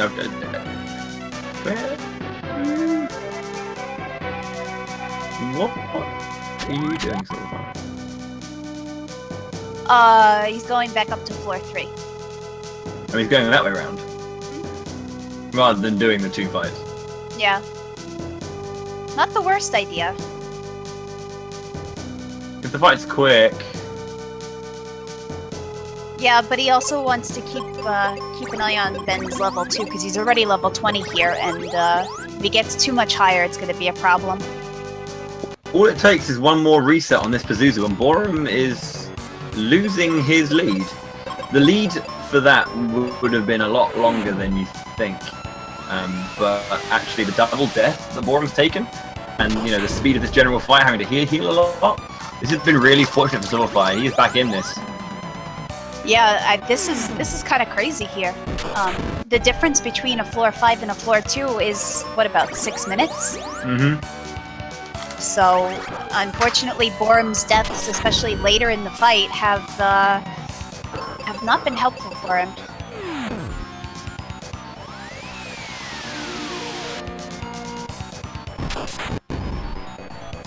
So one bad set of fights in Doom Castle could really put these two back at the same place again. sylverfyre did get very fortunate because he did speak to Pazuzu again on floor 2 without locking floor 4. So he could have gone up to floor 4 or 5, but he did go to 3. So he got very lucky in speaking to him going up to floor 4, and then floor 3, and then locking floor 4.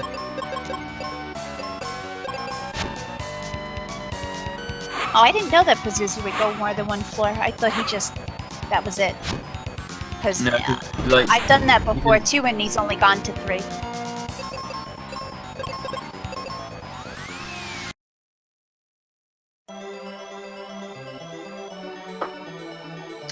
So yeah, we don't actually need to pick up the wind coin in that chest because we've already glitched ourselves to have 4. So, see ya! It's going to exit straight out. And Kaylee, who has been with us for a long time, actually. Kaylee 2 is the longest partner character we have in the game. We're going to go do the second big glitch. So, at all this time, our players have been using the heal potions in slot 4. Luckily, whenever Kaylee gets blinded by the beholders, she will use a heal potion first, not the heal spell. So the heal potions will be used up, and then there'll be an empty slot at slot 4. And because we actually got rid of our heal potions by transforming them into wind coins, buying 0 potions allows us to then have 0 potions on the 4th slot. Now, Ruben's going to join, and Otto says, "Go and get me the Thunder Rock so I can complete the Rainbow Bridge." All right, Thunder Rock. There we go. So by underflowing your heal potions to 255 heal potions by buying a 0 item, using it to underflow, we get all the items from the fire area, and then the Thunder Rock, which is found in a kind of like small quest to go back to Aquaria. And, is it Aquaria? No. It's in Ruben's house. It's in Fireberg. Ruben's dad has it. So all of the fire area items we get immediately. Video games. But if you mistakenly do the underflow before you take Kelly out of your party and get Ruben into your party, you will soft lock the game. Having the Thunder Rock in your inventory, when you talk to Otto, he'll just automatically go and make the second Rainbow Bridge, and yeah, you can go activate the little cutscene with Ruben that we just saw on Boarum's screen, but then there's no Kelly to talk to get the Captain's Cap and progress on with the story, because you can't get the Captain's Cap if Kelly is not there to get it from. So you do have to wait until she leaves your party and Ruben joins to do the duplicate. I keep saying duplication, but underflow. So the ship, this is Captain Mac's ship, and well, Ruben is kind of helpful. Kind of. Gonna go for, yeah, he's gonna go for a life, and then we haven't got sleep yet. We haven't got sleep protection just yet. Ruben sucks because he is just getting upturned by the world. And he's gonna go for white tips. Finish these off if you can. Nope. You can go down or you can go up and deal with enemies either way. You can get double Chimera on the lower half, or you can get an even harder fight. And then hopefully we get double Thanatos. We don't. We get the Beholder. Double Thanatos can be flared and then defended. Flare with the Magic Claw and then defend. Well, actually, no, you can piece it. Double flare is enough to take out 2 Thanatoses. Yeah, but those beholders keep trying to sneak into those rounds with the Thanatoses, but usually it's just the one here on the deck, and not so much the ones that are beneath. Hmm.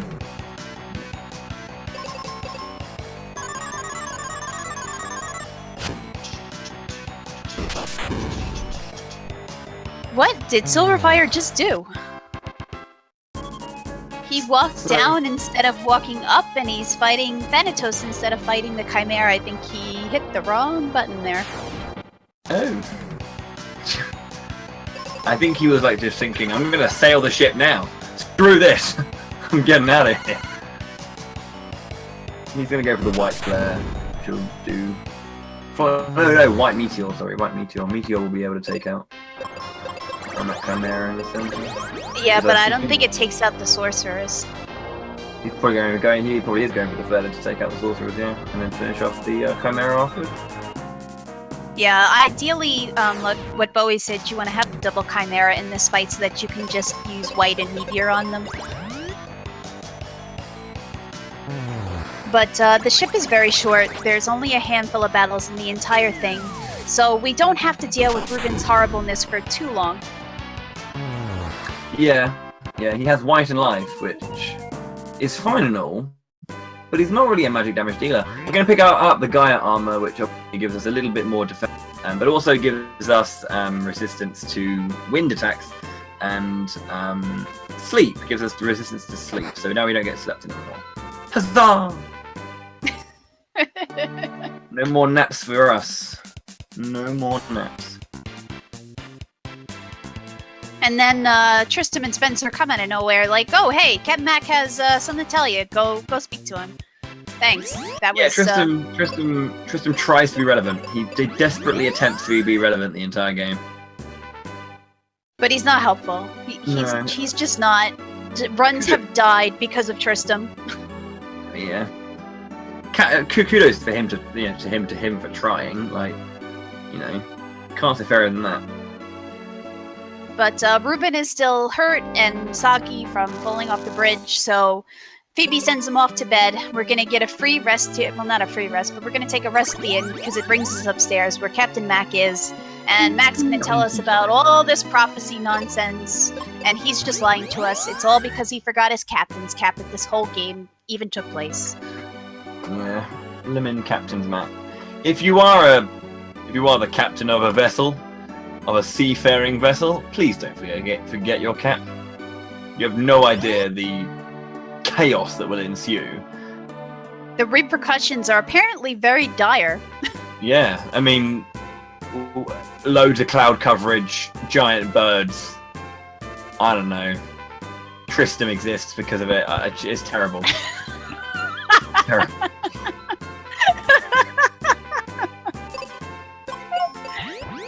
Oh, good God. Okay, time for some sick music though. So there you go. Doom Castle is a 4-part re-engaging of all the areas we've been to, just with higher level versions of everything. So yeah, white should hopefully be enough. There we go. Now we have an option here. We can either go and pick up the Aegis shield, or we don't pick up the Aegis shield. Hopefully, I don't see any Aegis shields. Good. Okay. Aegis shield gives us stone protection, among other things, but the stone is really what you want it for. But we don't need it, really. So, boss flags. Yeah? Yeah, Skullorus here doesn't have one, so the same way that Life worked on the first boss, Life and Exit are actually going to work on this one. Nice. So we life, and then we flare, and I guess we're done. He didn't have the claw on. The claw can kill them. Oh, could you imagine? Well, okay. Yeah, I actually can, but... Yeah, it is Mystic Quest after all. So that's Skullorus Rex down. Shout outs to boss flags, or missing boss flags rather. So that's our Bone Dungeon reprise. We'll use the Wind Coin, and then we'll go for our Ice Pyramid reprise. Yeah, and the ice pyramid is similar in terms of the little statues that you have to poke with your sword and open up doors. But the problem is that it is a little bit of a maze, and you do have to know which doors to poke in which order. Yeah. Otherwise, you do end up having to backtrack. Like that. Yeah, you can't just poke random things. You've got to be very tactical with your poking. Like this, poke! There we are.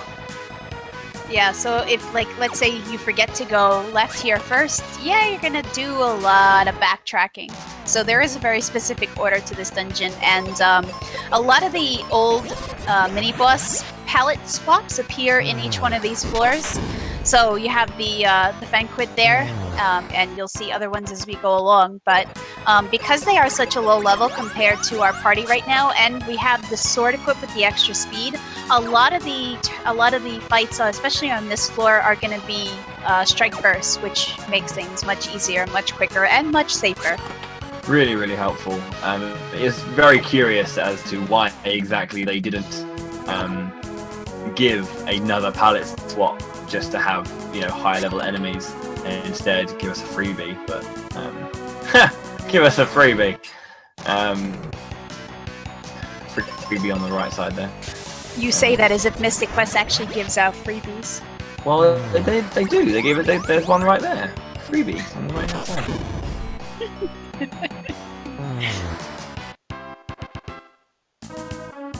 But Phoebe's got the white spell, and Ben with the flare spell can pretty much take out almost all the monsters in Doom Castle, except when you get back to the floor that is reminiscent of Pazuzu's Tower, and you have the Chimeras back, and you have to use the Meteor spell again.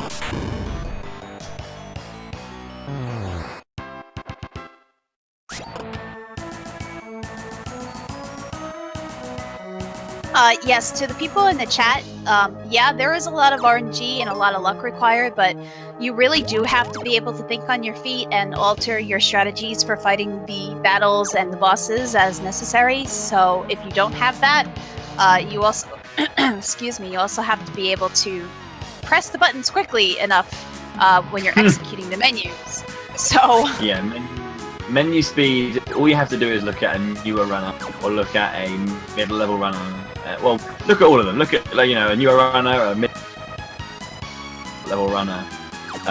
You'll see the speed of menus and just how much time it saves just by knowing exactly what you're doing and executing that well.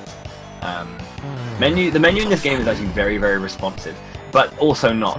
There are frames where it doesn't like accept inputs, but when you are able to accept inputs, it's smooth.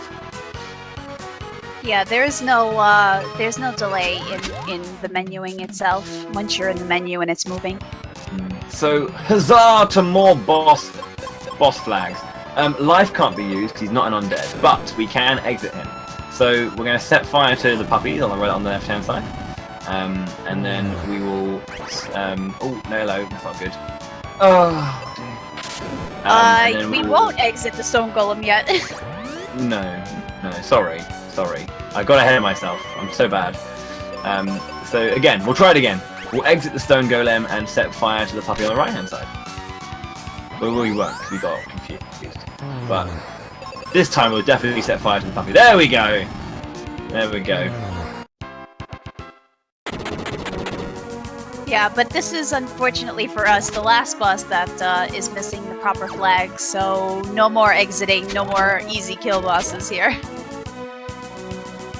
I mean, I say easy kill, but the race that I was commentating on last night, I forget who it was at this point, but they were getting absolutely trolled by the stone golem and had to redo that fight, I think, about 5 times because the stone golem kept one-shotting them.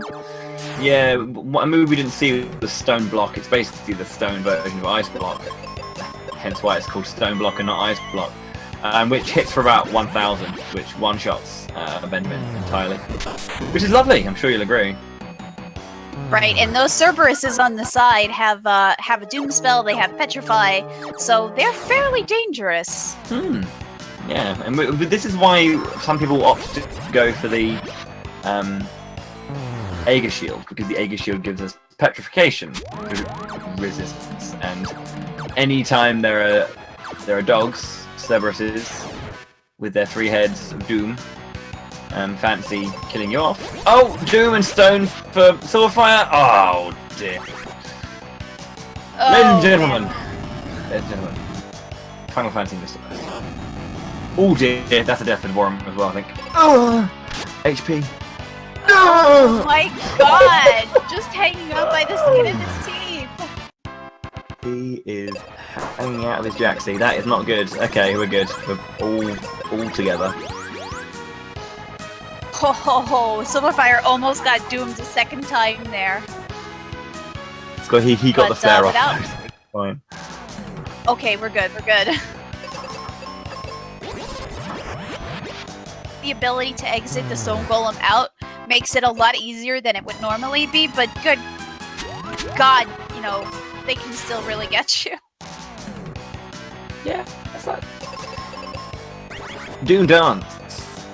Doom Stare, whatever it's called. Jeez, there we go. We're gonna get some confusion going. Okay. Oh, he ran away. Oh, Boarum. I would have just man-moded it. Just go in. He's the best. You She's would have got- man-moded it. Oh, Yeah, that's a good one. She's not gonna. It's not like she's gonna use white on herself and just one-shot herself, is she? Oh, that never happens. Okay. Interesting option there, Sylverfyre, but it worked. Okay, so get your Magus Wyverns out. This is the twin-headed Wyvern. We're gonna throw out all the meteors we can. Whiten meteor, and then we're gonna cast meteor until we run out of meteor. What you can use for there. Meteor until we run out of meteor, and then we'll swap over to the arrows. Because there's no point you using a seed in this fight because you'll kill him. He does have some dangerous stuff. He's got poison breath on both, which deals good damage and can poison, obviously. Fire breath knackers anyone. That's quite nice. Fire breath knackers us for like 700 damage. And there's also paralyzed breath as well.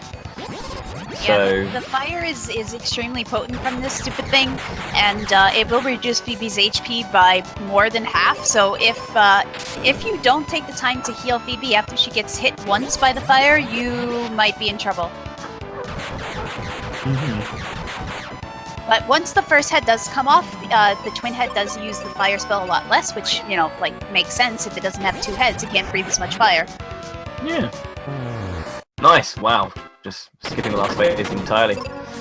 Good stuff there from Boarum. He's on to the final section of the game. The final section with any real resistance, let's say. It's interesting how our players are literally on the same part of the screen. However, one player is just a little bit ahead.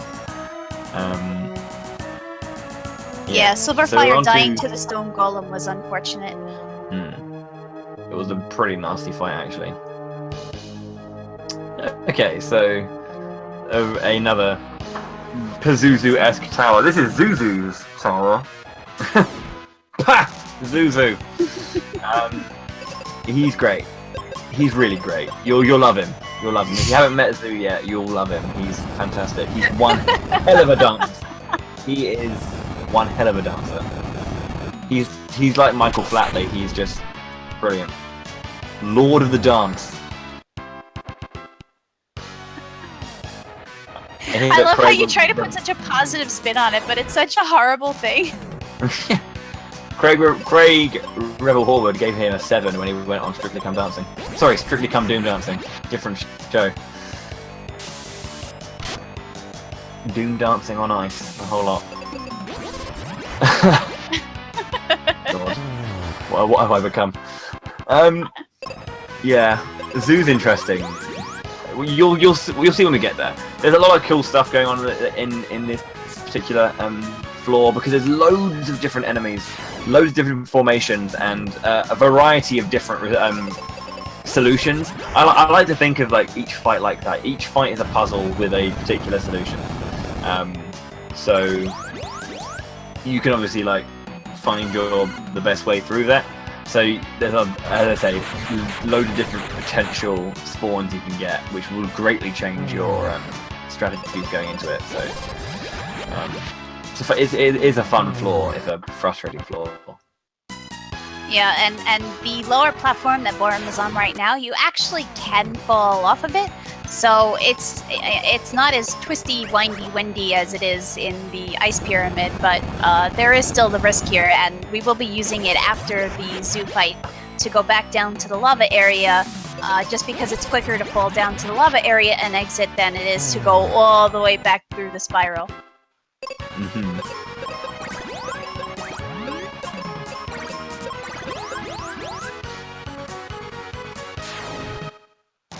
Chimeras here, I mean, like, typically, like, in this fight, for instance, Boarum could technically white and flare it, it'll work, but if that crab on the end changes for a Thanatos, then you have to resort to using Meteor instead. So, while there are many solutions to the puzzles, there is usually one that is best. Yeah. Nothing can really can surpass Flare White, unless you do have an enemy that is resistant to fire, which is the Chimeras. Oh, double stone! You also then have to deal with the fact that if you want to get your, you're like, simple solution, fine, I'll do this, and then they can say no. Which is especially on this floor. Yeah. This is usually the floor. I just remembered. This is floor 6, isn't it? Yeah. Yay! We got a floor 6. PogChamp. All the PogChamps. We got a floor 6. The bird's on floor 6. Oh my god. What are you complaining about? Floor 2? No. I don't know what you mean, mate. The weird little nonsense that we notice when we commentate these things. PogChamp. Where's the PogChamp? I also love how the stairs are technically on the same level and you can just bypass the Cerberus at the top of the stairs.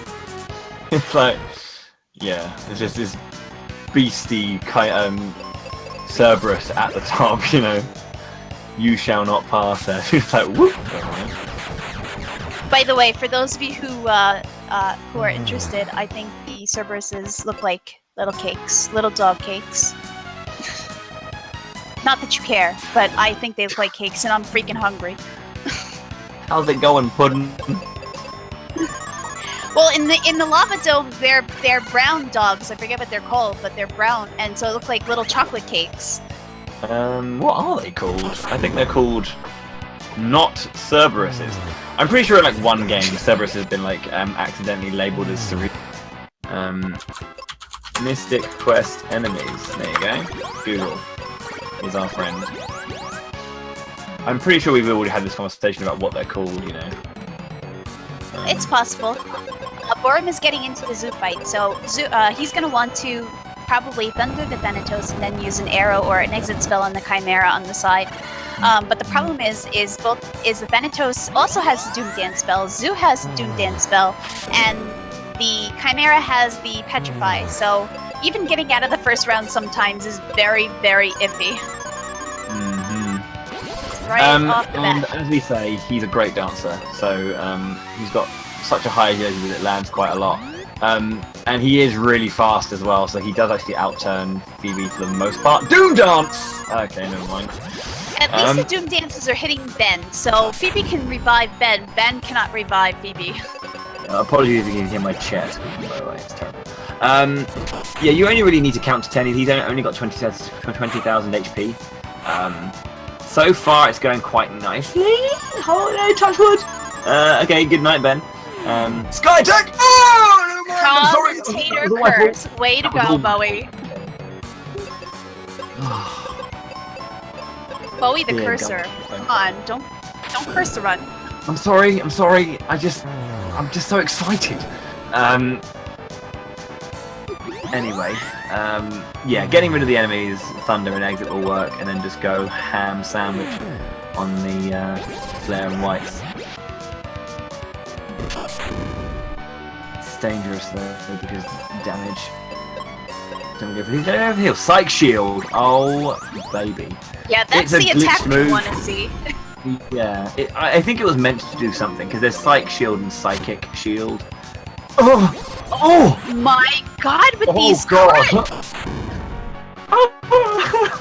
What's gonna happen now? Oh yeah, it's his turn where he's gonna use psych shield, so that's lucky. Psychic shield. That is lucky. Okay, he's going into his psychic turn. Oh god. My God, Zoo is just coming out of the gate. He's just ripping and tearing crap apart here. You don't need no dances. He's just gonna wreck everybody with crits. Gonna go for the psych shield as well. It'll be Bud of Grace, yeah, because it was auto. And Flare. Yeah, some people are afraid that Phoebe will outturn Zoo the way that Kaylee outturns Pazuzu. It doesn't happen very often, but it's possible, kind of. Yeah, this could be. I think he's done it. Yeah, so GG. There it goes. Zoo's down. That is fairly good for him. So he'll make his way to the finale as Sylverfyre begins his Zoo fight. This needs to be a godlike Zoo, and then the Dark King needs to be just beyond an arse. But we'll see how it goes. Jump! Oh, he didn't jump. You know, you don't actually lose the frame in the jump if you jump off that edge there. So it's worthwhile to jump. As Sylverfyre is... Sorry. I said, plus it looks cool to jump off the edge. It does cool, yeah. It does cool. It does cool. I don't know. We see a statue that looks curiously like Benjamin. Like, who is this artist who just got all my features? I have such a chiseled jawline. No, we're gonna head on through to the Dark King's room, where we're gonna show him the power of healthcare. Oh, well, I'm in the wrong country. Hold on. Ooh, political? We're going to go for a very, very simple setup of Cure Defend, Cure Cure, Cure Defend, which did 23,000 damage to him. It's basically HP underflow. Good, you don't want to see Ben paralyzed here. Oh my god, Silver! Psych shield attack! Oh, he's through! You died. Oh, Okay, Silver! Silver clutching it out. Okay, this is interesting. We've got the confuse. Snowman him! Confuse Phoebe, best Phoebe. One more big hit will be enough. Unless... Okay, it's still alive. Still alive. Okay, and GG. He gets the win. Boarum There we finishes go. with an Boarum. SRL time of 2 hours, He had 11 to minutes, reset that one. and 53 seconds. Wow. 2:11:53. So Boarum is gonna move on. Wow. That was a really, really close race. That was insane. Oh my god. Oh, jeez. Wow. So GG to Boarum, who wins that race, but Sylverfyre on the Dark King fight himself as well. So we'll see the power of healthcare at work. Take this. Benjamin used NHS. It was highly effective. It was, yes, but not very cost effective. But yeah, and then he'll finish it off with another Cure Defend, and then that will be GG for Sylverfyre as well, finishing up just over a minute behind. Yeah, wow, that was insane. Yeah, it looks like sure. Boarum is in the waiting room, so I assume he wants to have a chat. Yeah, we can just grab him and bring him over. I'll bring him in now. Well then, sir. Hey, what's going on? Congratulations. Oh, thank you, sir. Congratulations. That was a very, very, very close race. Oh man, that ending right there. I was like so worried because I knew he was on the zoo fight. Someone told me in chat, and having the end boss, Yeah, like almost put me under. It was kind of scary. yeah, that was very, very close. I saw that. It was really interesting watching you as well. When Zoo was when you were fighting Zoo, and it's just he took you on. He took you that first time. Congratulations. That was a very and he was very just slowly close race. creeping back. It was really interesting to see. But you got that nice Zoo fight in the end. So Yeah, it was luckily. a really close game. You guys were neck and neck for a large majority of it. Like you swapped places a few times. He got a floor too. Yeah, I heard. So that really sucks because on most boss fights I got rolled over. So if we had the same floor, he'd have won for sure. I don't know that. Because the boss fight went the way the boss fight went. It may have been different had anything been different, but you know, was there any kind of Yeah, bit you that didn't went have really the well? best position to fight either. What was that? Was there any kind of section in the race that really went well for you? Was there a bit that you were really happy with? Well, the intro was me dying to Behemoth, so it kind of started off pretty rough. But I did get a sub 40 Ice Golem, which is always my goal. I think I got a 39 something for my Ice Golem. 39 and 30, I believe. Yeah, and that's always like my first check mark is like sub 40-minute Ice Golem. I'm doing okay. So It was a very good start. yeah, I felt like my intro was good, and then it was just Gidra on forward. I was just hoping for the best. Yeah, it was quite. Sylverfyre did start to pick it up towards the later half of the game, and that's where he started to catch up to you. But he did have some unfortunate fights. He did die to the Stone Golem, which put him quite a bit behind you, even with your unfortunate zoo battles. Oh yeah. And the unfortunate Pazuzu as well, because I think you had to reset it once. Yeah, because you got double stone beaked. I believe. Oh yeah. I got a few of those, that's for sure. I mean, obviously, when you're in a race and you know you're not the best floor, because it's not a floor 6, and you lose to Pazuzu a good chunk of the way through the fight, like, kind of what goes through your mind at that point? Like, do you start going for the riskier strats, or do you try and pull it back and make it a bit more safe but effective? I pretty much stick to the plan, because there's always the zoo fight after that, and Twin Head can do some stuff, so on that one I kind of stuck to the course. But I did have a friend of mine in chat was kind of giving me updates, so he was like, just breathe, like, he's not to the fight yet, but in the back of my mind is like, if I have one more reset, then this is just like neck and neck again. So I was a little worried. For sure, because I wanted to keep at least a little bit of a lead going into Doom Castle, because I needed to take a death or two, possibly. Yeah. I think sometimes just playing it safe, because I was thinking as well. I mentioned in commentary, I've seen in the past some players pick up the Aegis Shield just because they feel confident and know that if it goes well in Doom, or if it goes badly in Doom Castle, that the Aegis Shield pickup is actually quite good. If you do get absolutely hounded with petrifiers left, right, and centre. Because what I was thinking, if you had quite a good floor, floor 5 is quite clean, not bad. You got the lead. Would you go for it? Which you didn't. So it's nice to kind of like take those risks, and paid out as well as it did, I guess. Oh yeah. I never pick up the Aegis Shield, though I have seen some races in this tournament win because someone picked up the Aegis Shield and the other guy got just horribly petrified. So it's always in the back of my mind. But yeah, if I wanted to really play it safe and I knew he was like 5 minutes back, yeah, I might consider it. But I never pick it up, so I'm just so used to playing without it. Yeah, you get used to the way it goes. I believe Silver's here as well. So Silver had, first of all, commiserations. It was very, very close, like a minute between you guys in the end. How do you feel the run went overall, though? Obviously, not the fastest run, but a pretty good one nonetheless. I think he's having a little trouble with his sound. think the gulls are saying enough for him now. Oh, he's disappeared.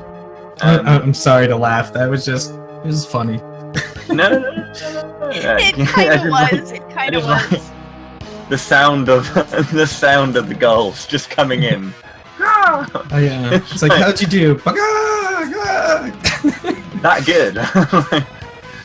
Well, Well, in all discord honesty, considering how the birds are, that does kind of sum up Mystic Quest. It's just the sound of the birds in the distance, you know. They still haunt my nightmares every night. Or Sylverfyre's just been taken over, like Pazuzu and Zoo have him hostage, and they're just like, oh no, someone save Sylverfyre. Zoo's got him. Docker Z. Oh, But yeah, Sylverfyre, if you're there, are you there, sir? I can't hear him. Can you? I can't hear him, but I see his like little green circle lighting up on the old Discord. So something seems to be... I know he's having issues before we started, so Okay. there might be something going on. Let's see. Can you hear me now? Yes. We can. Yes. Now we can hear you. Aha. Alright, so point of advice. Do not cast Cure on the crab boss. I was gonna ask you about that too. I meant to press down so that, I would do a nice AoE, like both party members were injured, if he was just going to do a nice AoE cure, kind of preemptively, and then I pressed up instead of down. Yeah. It was a brave. It was a brave strat. It was a brave strat. That was a brave strat indeed. I lost a minute 40 to that. Oof. And then Which I proceeded to come back with a vengeance and gold ice palette and gold tree. Very nice. So Yeah, Bowie was saying earlier you had a really, really good tree. It was very, very nice. You caught up a lot of time there because I believe coming out of Ice Pyramid there was a bit of a lead for Boarum. And then at the end of Tree, it was cut down quite a bit. Yeah, you were only a few seconds behind Boarum at that point when after they get your fight. I think it was like one battle or something by the end of it. It was. I think going into it was maybe about 3 or 4 fights, and then coming out of it was just a fight. So a lot of time there. Amazing how the tiniest differences can make the biggest time difference. Yeah. Oh yeah. Yeah, I heard you were within one fight in the tree of me, so that was I was a little panicked there. I think I might have passed you in the tree, I believe. There was a time, you did swap sections as well during the worms. There was a little bit of swapping going on during the worms. That makes sense. Okay. Yeah, someone said 10-second difference at Dullahan. Wow, that's really close. Nuts. What floor did you get, by the way? Floor 5. Okay. So it could have been worse. Yeah, sorry, man. You got floor 2. Like I said, that would be the victory. If you had floor 5 like I did, sure, the boss. If I had anything but 2. Yeah.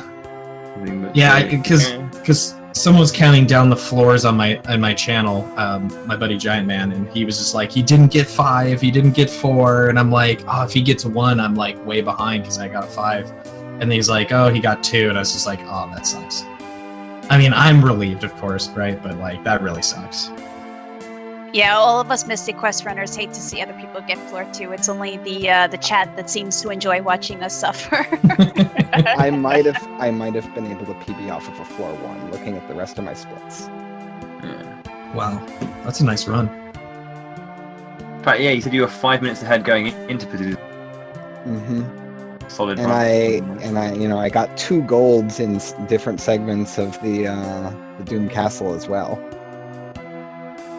So, obviously, now that your tournament life has ended now. So did you pick the game up for the tournament, or were you kind of like running? I it actually picked it up for the last 12-hour challenge.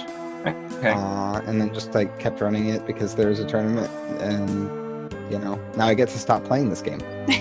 Silver was one of those awesome people that was nice enough to show me how to run this game at RPG Limit Break along with Risliu. Nice. Yeah, my now the tournament is over. Will you see? Are you going to be running it some more, or are you going to try and aim for that sub 2, or are you just going to put the game down until? I'm probably mostly gonna put the game down. I might show up for like Mystic Mondays, but I don't think I'm gonna like be pushing for a PB anymore. I'm planning on I'm trying to break sub 5 in Earthbound. It's like my big goal right now. Speedrunning never ends. There's always a game to play, isn't there? But hey, you've done very, very well, obviously, and to make it as far as the bracket stage is really good, because they know there are a lot of people who are new to the game and really performed during the group stages, and some players who have made some serious headway in their PBs up to this point. So it's been a pleasure to have everyone kind of running, and again, seriously, well done for making the bracket stage. GG Boarum, and congrats on your win. Good Thanks, luck man. against DDR.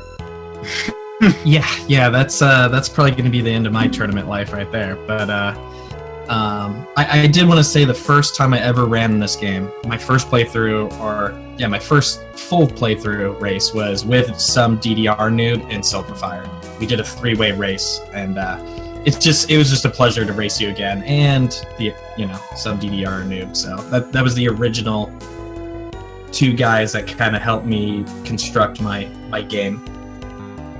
So much appreciated. You started playing this game only a little bit after I did, so it's you improved really fast. I just watched the best. Good luck, and thanks for the race. Thank you very much for participating.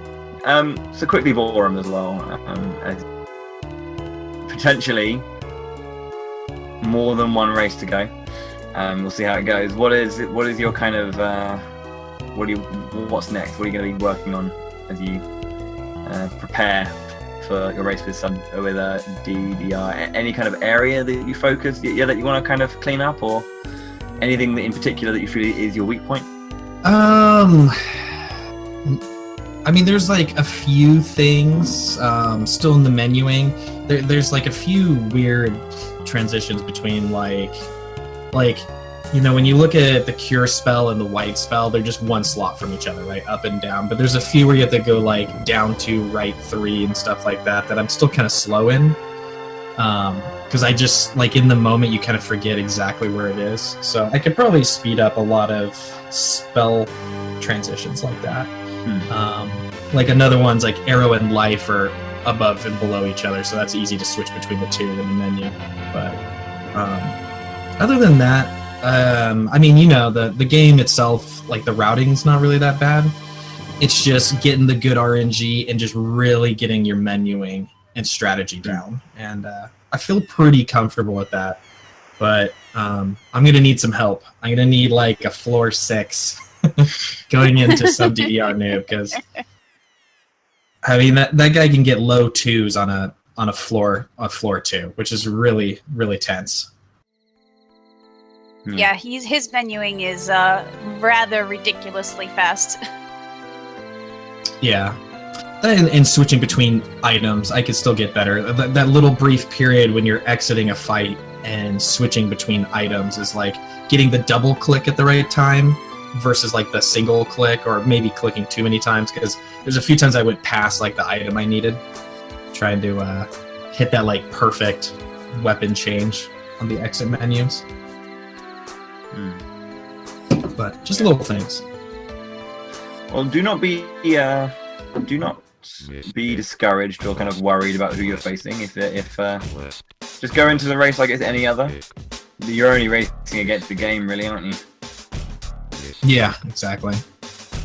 You'll be fine.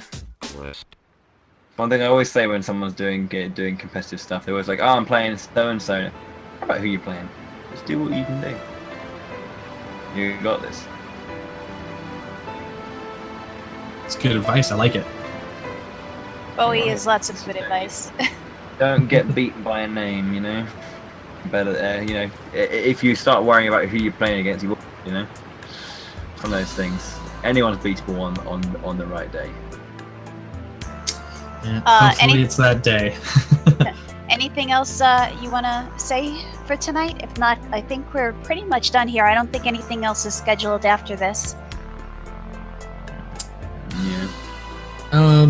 Other than just saying thanks Feasel, thanks Speed Gaming, and thanks Bowie and RPG Chick for commentating, and it was a pleasure. Nice. Well, thank you for running. Yeah, guys in the chat, please make sure to give these runners a follow. They were very awesome tonight. They did a very, very good job. So yeah, Sylverfyre loading up Earthbound, I just noticed. Yeah, so Sylverfyre and Boarum, do make sure to check them out. They're really cool.